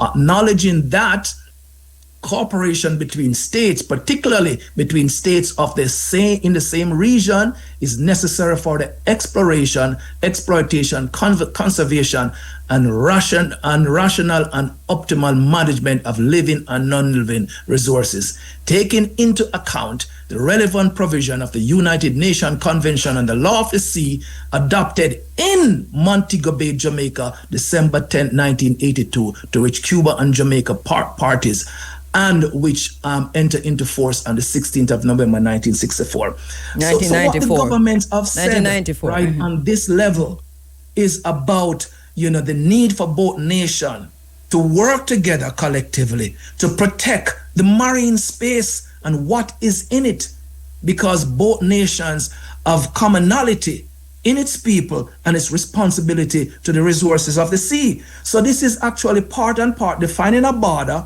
but also talking about an environmental pact that both countries are agree on preservation in the interest of their people. So when Jabem really get this information, we are looking at this, right, from a conservation perspective, right, from a regionalism perspective, from what our two governments agreed to in 1994, right, and what our people have been, participating in with the Cuban people.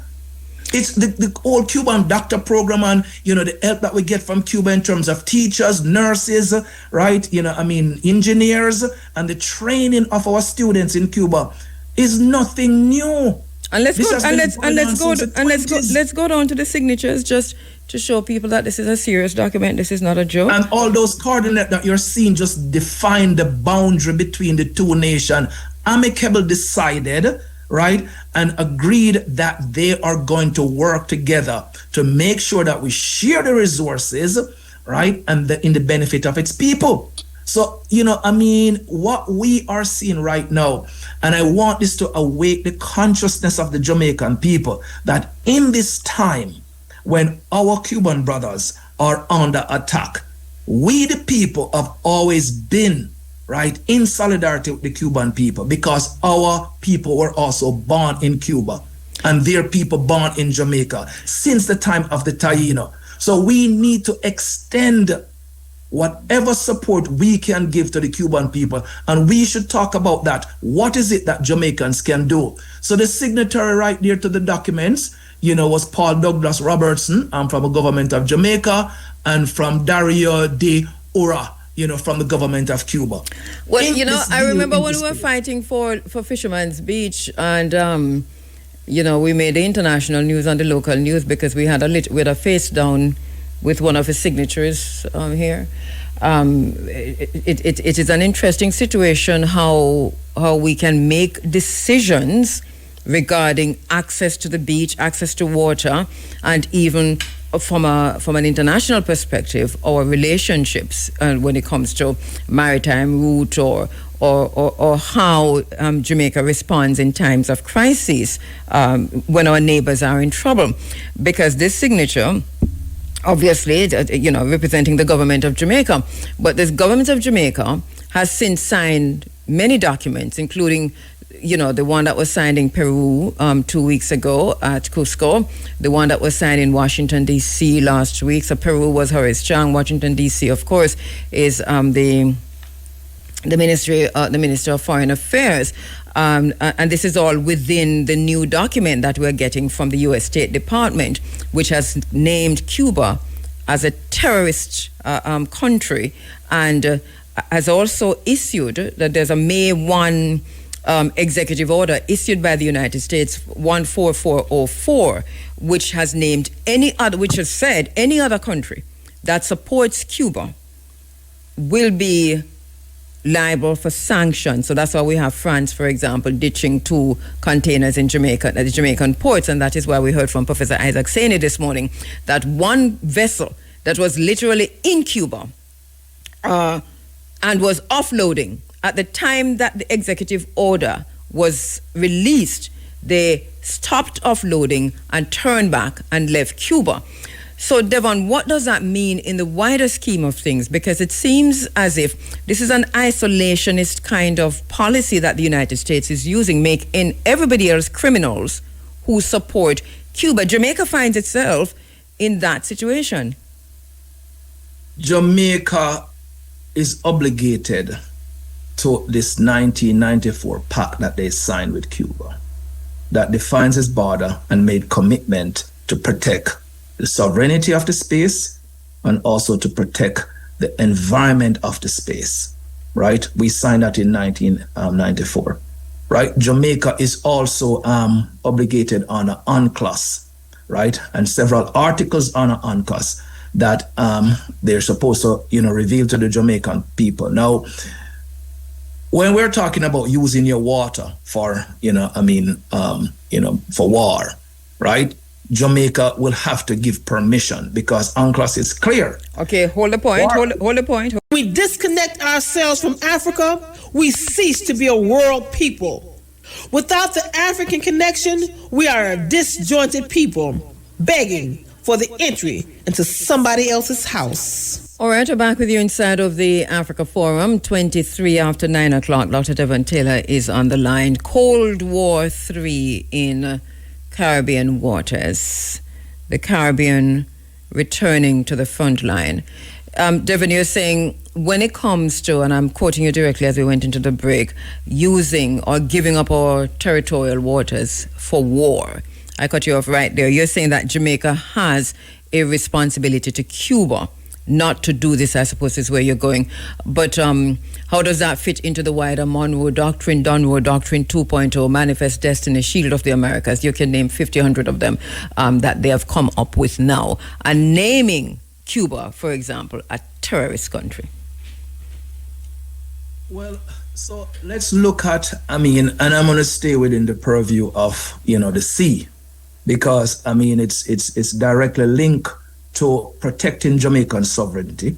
We know that any conflict in waters is going to impact our people, right? We depend on the sea for our livity, right? That is the livelihood of many Jamaican fisher folks. We also know that Jamaica coastline is occupied by the 35% of GDP, which is tourism, right? Any conflict in Jamaican water will definitely impact the economy of Jamaica, right?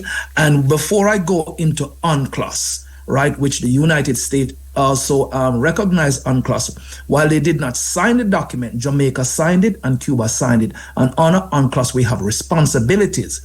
But we can look at what the economics of this would translate for the Jamaican people. Mm-hmm. You may have covered some of this already, but our economy is a tourism economy, and any conflict in this zone is going to impact tourism. It will. It's not even a if, a but, or a maybe. It definitely will be, because the route that cruise ship takes is through these waters. There'll be no cruise ship coming into Jamaica, right? You have to fly over these zone and to enter into Jamaica's airspace. No planes will be coming in this space as well. So all of that will dry up, and our fisher folks will be impacted, because the use of sonar in the sea, the use of military machinery in the sea will impact fish. Fish are very sensitive to sound, right? And also the pollution that will come from any conflict in the region is going to impact our fishing stock. So make no doubt about it, any conflict in Caribbean water carry dire consequence for the Jamaican people who are still recovering from, the aftermath of Hurricane Melissa. So let's just state that to the Jamaican people. And I'm speaking to the Jamaican people, because in a way we have lost the political class. And so the Jamaican people, I'll suggest to the Jamaican people things that we, the Jamaican people, can do, to help our Cuban brothers and sisters.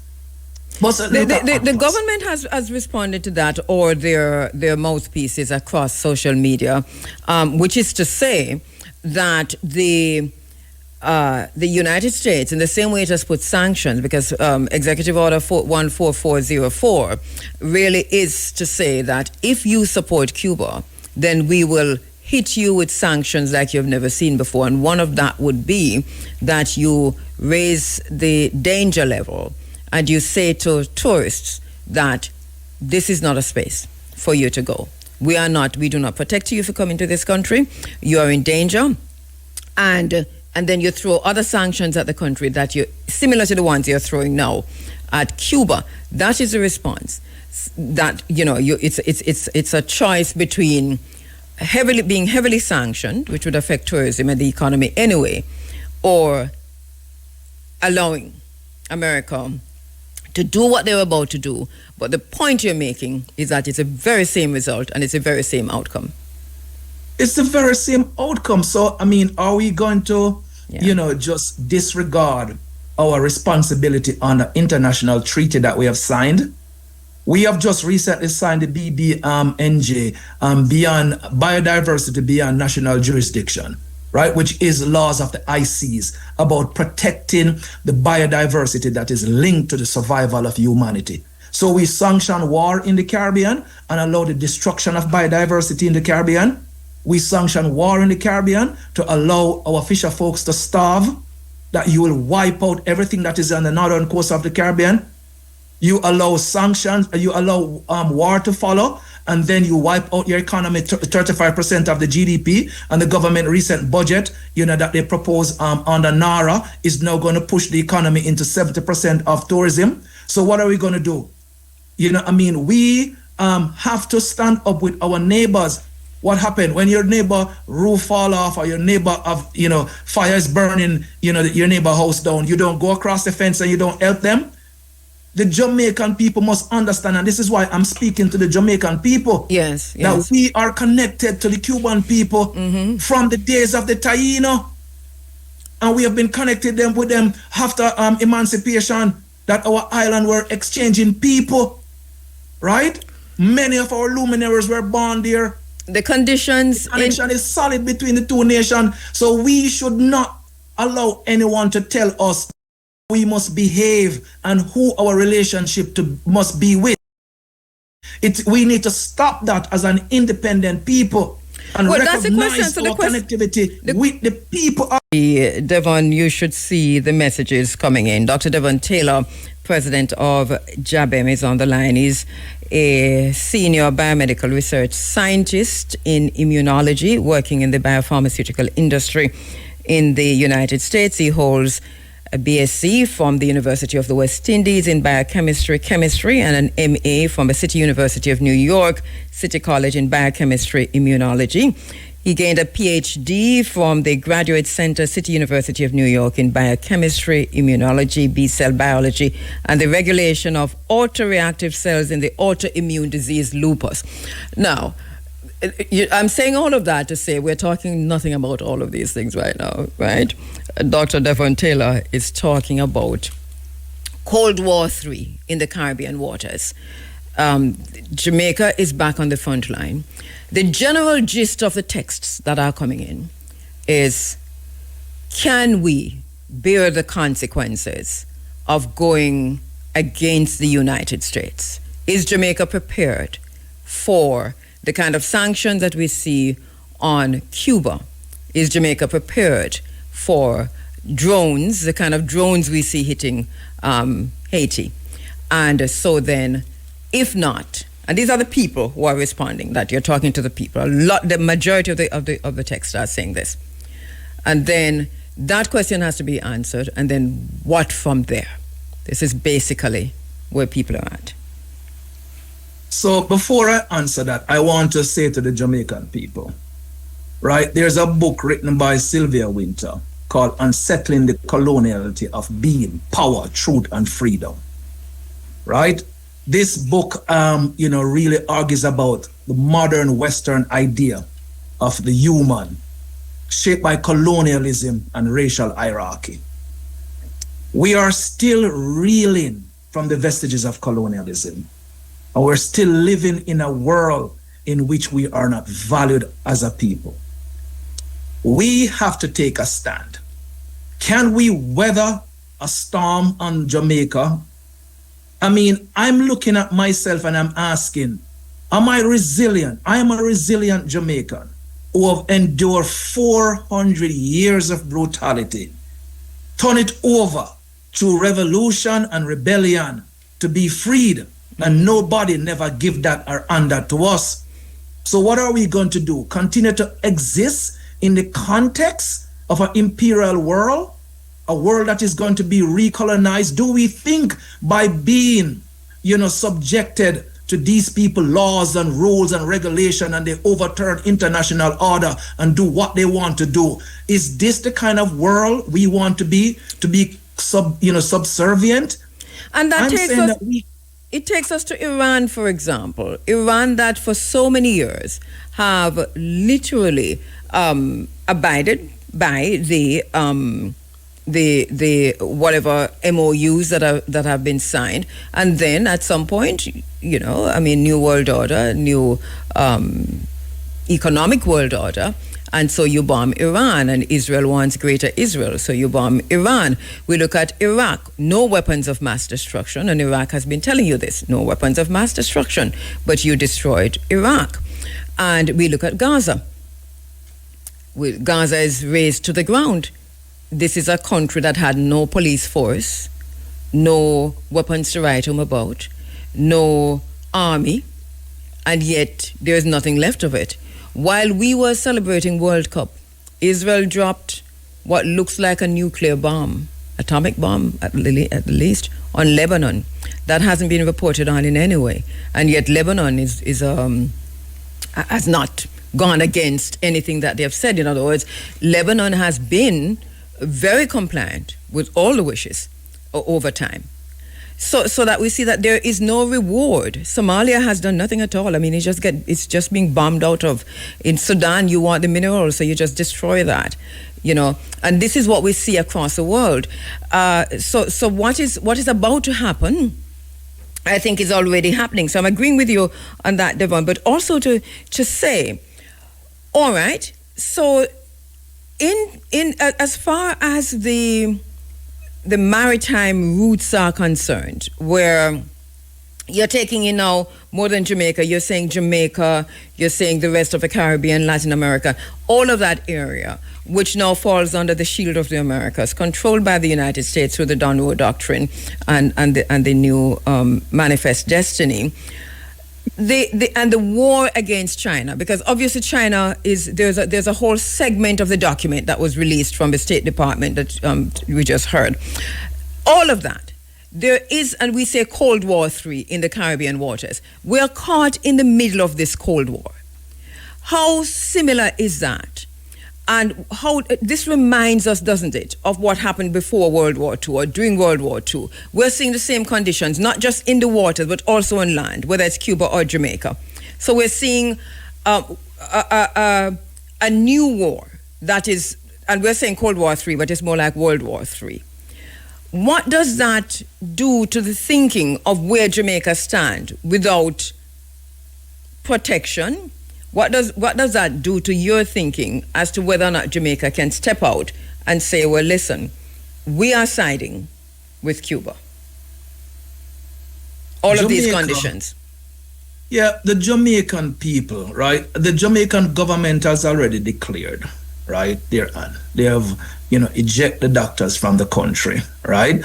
And they're doing, all, quote unquote, to satisfy America. So America does not say, impose sanction on the nation, right? So they're said, okay, we're looking out for, our people. And I'm asking, this was not a discussion with the Jamaican people. This was never a consultation with the Jamaican people as to whether or not we'd like you to take away a piece of our healthcare system that we depend upon.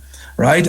So you put our health at risk because that replacement did not come, from. In other words, the government did not consult the people, but of course the government consulted the U.S. The U.S. told the government what to do. Yes, and they did. Yes, and they did. So I'm just saying to our people, I understand the fear, I understand the anxiety and the uncertainty, right, in this time. But if we start losing our humanity, right, it might as well, we just give up on ourselves. We have to ground ourselves in our humanity. And our humanity is our responsibility to each other and to our neighbors. Is there a role? Sorry, go ahead. No, and that's what I'm trying to communicate here. That is no decision that we're going to take to align with powers that has never been, protection of the Jamaican people. Is there a role, Devon, for what we saw Fidel Castro doing in 1966 with the Tricontinental Conference, people of like minds, the revolutionaries, the governments from Latin America, continental Africa, and obviously this region, Asia, and so on? Is there a need for that kind of a coming together now? And how do we even begin to do that? There's a need for it, but the region has not really stepped up to the plate. We have not seen CARICOM, right, stepped up to the plate in terms of pulling the region together in this time in very meaningful way. And I'm talking about pull the people together, because all of these conversations are happening among elected officials who think once they get elected, they should just rule how they want to rule and don't consult with people. We are supposed to consult with people around these issues are in national of national significance, and that is not happening. We must ask our people, do we want to stand with each other in the region, or we just want every man for themselves? Because that will never work.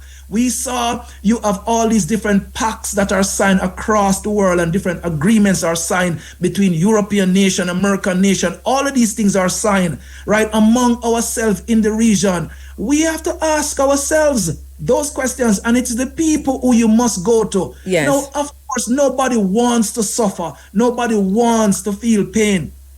But the pathway to self-determination and independence, liberation, and freedom comes with pain. Go back and ask our ancestors who fought for the liberation of the Jamaican island. Sam Sharp was hung. Paul Bogle was hung. Yes. Okay, they were killed for standing up and fighting for our nation. Devon, let us hear from. It's a process. Let us hear what's happening in the U.S. Congress. There are a few people who are leading a charge in the U.S. Congress, who are standing up to Donald Trump and are speaking out. And let us hear from them. Let's see how many of them we can carry. Go ahead, Peter. I visited the country 30 years ago and 3.5 years ago as well. Let me tell you what I found on this trip. The United States blockade of Cuba is crushing the Cuban people. We are hurting the very people we profess to care about, and we are not doing so for national security reasons, but for political reasons. Here's what I saw. Our blockade is inhumane. Food, medicine, fuel for energy, literally everything you need to live and thrive is blocked by us. And it's not just us. We forced the world into an involuntary global blockade as well, as we'll punish anyone who does business with these sanctions. Our boot is on the throat of the Cuban people after over 65 years of blockading their government. The definition of insanity is doing the same thing over and over again and expecting a different result. Our punishing of the people of Cuba has not brought the regime change that some politicians want, but we're pushing our boot harder on the necks of the people. Insanity. Now, we had a period of time where lifting the restrictions under Barack Obama, and guess what? Americans visited Cuba. The people of the country thrived and loved our country, and America was no less safe. But all that got taken away by Donald Trump. In fact, we didn't just go back to the same old repression, but instead we went to new levels of sadism against the Cuban people. Ships can't bring supplies due to our blockade. Goods can't be exchanged with the Cuban people because of our blockade. Medicine, even in war, we allow medicine through. Medicine and medical parts can't get to the Cuban people due to our blockade. Cuba is a nation that trains doctors who serve around the world, especially in Central and South America. But in Cuban hospitals, MRI and CAT scan machines sit idly because they can't get the parts they need to fix them. I've seen it with my own eyes. The infant mortality rate has doubled due to the tightening of the blockade. 14,000 kids are waiting for surgeries, 100,000 adults. When the power goes out, which it does quite often due to our oil ban, surgeons finish surgeries with the light from their cell phones because of our blockade. In fact, while I was there, the power went out across the country for the second time that week. 42 hours down, then an hour and a half of power, then a shutdown again. Garbage is lining the streets because garbage trucks can't pick up trash, causing an additional health hazard. We say we want to transform the country with a more robust private sector, yet we make it harder for small businesses to open and thrive. I've talked to small business owners there, one who went from 400 employees to 12 due to our blockade. The government in Cuba announced 176 reforms for helping private businesses, but our government refuses to acknowledge a single one. Bluntly, the U.S. government is lying to the American people about Cuba. I met with some ambassadors from other countries, and one thing really stuck. One said it was like a silent Gaza. No, there aren't bombs destroying buildings and neighborhoods, but there's a destruction of the power system. There's a devastation to their healthcare system. There's an attack on their ability to educate their children. The people of Cuba are hurting economically more than ever, all due to the U.S. sanctions and blockade, not because of the Cuban government. Look, their governance system certainly isn't ours. We disagree with some of their actions for sure. Unfortunately, Secretary of State Marco Rubio is making this personal and political rather than about the best interests of the United States. And the State Department just published a ridiculous report about the threat to America from Cuba. It may be the stupidest, most fantastical, most biased thing I've ever read from a government agency. Enough. The people of America are tired of war and regime change. We want things in our country addressed, like being able to make a good wage and have groceries and health care and gas more affordable. Yet starting another conflict while in a quagmire in Iran is the last thing we need. We don't want another Gaza in Cuba. We need to end the blockade. I yield back, Mr. Speaker. All right, so so that's one. With just a few minutes go, Devon, we're going to try and see if we can take two more and then have you respond. Two very short ones. All right. Okay. All the abuse of the Cuban people by the Cuban government, so too has the United States deprived the Cuban people of enjoying their economic and social rights. The crushing U.S. embargo has stunted their economic development and caused immense hardship. These U.S. policies are human rights violations. America's cruel and illegal blockade is creating a severe humanitarian crisis, denying energy imports, which the Cuban people depend on for their health care, food distribution, and livelihood. Cubans recently experienced the 8th collapse of their power grid since October 2024. Some 3 million Cubans experience water shortages every single day. And the UN reports that infant mortality has doubled to 9.9 per 1,000 births.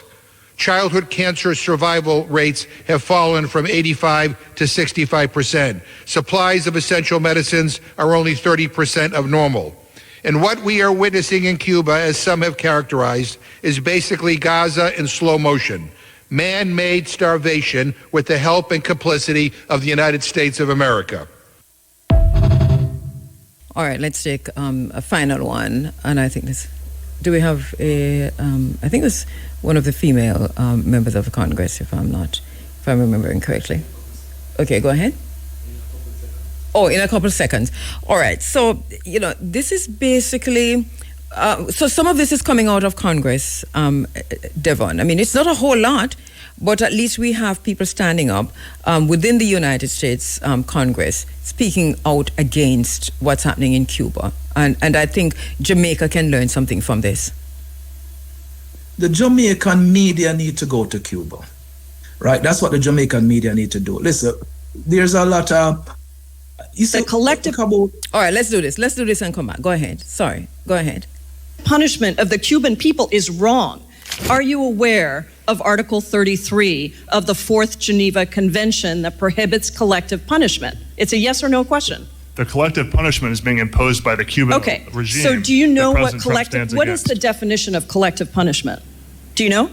In the Geneva Convention? The Cuban regime is the one that is punishing. What is the definition? Obviously you don't know, so let me tell you what it is. No protected person may be punished for an offense he or she has not personally committed. And Mr. Orr, that is exactly what this embargo is intended to be. It's a form of collective punishment. Ahead of the United States placing its embargo on Cuba in 1962, a classified State Department memo stated that the goals of broad-based U.S. sanctions should be to, quote, deny money and supplies to Cuba to decrease monetary and real wages and bring about hunger, desperation, and overthrow of the government. We are 60 years later now. And none of the goals that you are talking about have been realized. But what has been realized is the Cuban people have been essentially destroyed. Infant mortality up, no food, no water, no medical supplies. What everyone agrees on is that the collective punishment of the Cuban people is wrong.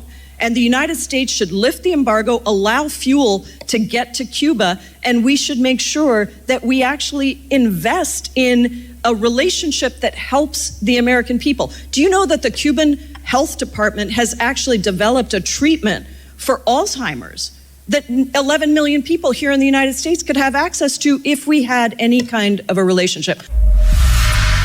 All right. So and I hear the point you're making. We have a reporter who is a Cuban, but obviously we can just probably carry that in the background while we talk and show some of the sights and scenes of what's really happening in Cuba. Did we lose you there? It's 8 a.m. in Havana right now, and this is what it...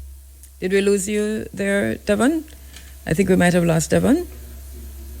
Okay, so we're not seeing Devon. So the final thing we heard from Devon, and not quite sure if it's going to come back on. Can we get him back on?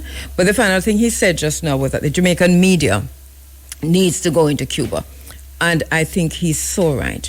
There's a lot of reporting coming out of Cuba, for example, from Al Jazeera, from the Cuban journalist who we heard in the background just now.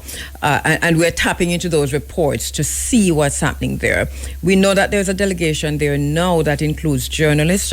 Some of those who were supposed to be on the program today are literally, as we speak, in Cuba right now, looking at the situation to report back to us. But they did say to us that one of the things that they cannot do was to join by Zoom or to get the report out to us in real in real time. So for those who are looking at this screen, you're seeing some interviews coming out of Cuba. If you're not on your transistor radio, or if you're not on the 107s, but for those who are watching, Devon, we see you. Okay, you're back. All right, so I hear you, Devon, saying that the Jamaican media needs to go into Cuba, which I agree with you 100%. Why is that important? It's important because we want our people to communicate in our language and our way what's happening in Cuba. Now, I want us to kind of step away just a minute, not isolate ourselves from what's coming out of the United States. This whole thing about the political class don't consult with its people when we have this kind of issue happening and the suffering. Because if you go to the people and says, do you want us to continue policy that makes people suffer? The masses of the people will say no. So the political class never goes there to the people. So they make this. But Devon, they do the polls and they go anywhere, because right now the poll is showing in the U.S. that majority of the citizens of the United States do not want a war in Iran. And yet 70% is the last poll. And yet but nobody mobilized the people to act. Yeah. Right? Nobody moved the people to act, and we want to present information to the people so the people see that we are connected to these people. Yes. This is a people-to-people solidarity that we're asking for. Yes. Because we have limited time left, but I wanted to go through UNCLOS sovereign immunity. Go ahead, because you have 5 minutes. The 96 that talks about warships that moves in our water, that warships can move through our water, but they are not supposed to linger there, right? There's Articles 17 and 32 that speaks about, passage through innocent passage, but they should not be in there conducting exercise and doing all these intelligence gathering. And then there is also, Article 58 of UNCLOS that talks about military activities in other people's exclusive economic zones, right? That we have to grant them permissions. And so we need to ask our government if they grant any permission on any UNCLOS laws for any, machinery or any war thing to set up in our waters. These are questions we need to ask them. But what I'm saying to the Jamaican people, since we know that our neighbors, Cuba, are only 45 miles away, we have connections with people there, right? Many Jamaicans, right? We need to reach out to them. We need to go to them, meet them 45 miles, out there and give them what we want to give them. Or we need to take our fisher folks, our boats, and we need to go there. We're asking Jamaica to create the Jamaican flotilla to connect with the Cuban people on a people-to-people level. Now, what is the international powers is going to do? What is the U.S. going to do? Sanction every single fisherman, every single Jamaican who carries a pound of rice in our canoe, as the Tainos used to do, paddle their dugout canoe, sometimes 50 of them in this canoe to trade among the islands. Who is going to stop us from doing that? Is it going to be sanctioned against the 2.7 million Jamaican people? The appeal has to be people to people, because the political class fail us. These beautiful speeches that comes outside the U.S. Congress and the U.S. Senate, they are nothing but speeches. And many at the time, these are posturing in terms of political ways to win election. I'm asking for a solution that is people-centric, that is centered around people connecting with people who are suffering, and you can give them a helping hand. We have the resources in Jamaica. The Tainos used to paddle in boats. We have engines right now. We have no shortage of fuel in Jamaica. Right? We could get there and we could help the people of Cuba. But Devon, what is different though? Our children. I hear the point you're making. Our medical problems in Jamaica. What is it that we give in return to these people? And I hear the point you're making. What do we give them? Devon, I hear the point you're making. What is different is that we heard from that congressman that I am just coming back from Cuba, and this is what we have seen. We have a political class here in Jamaica.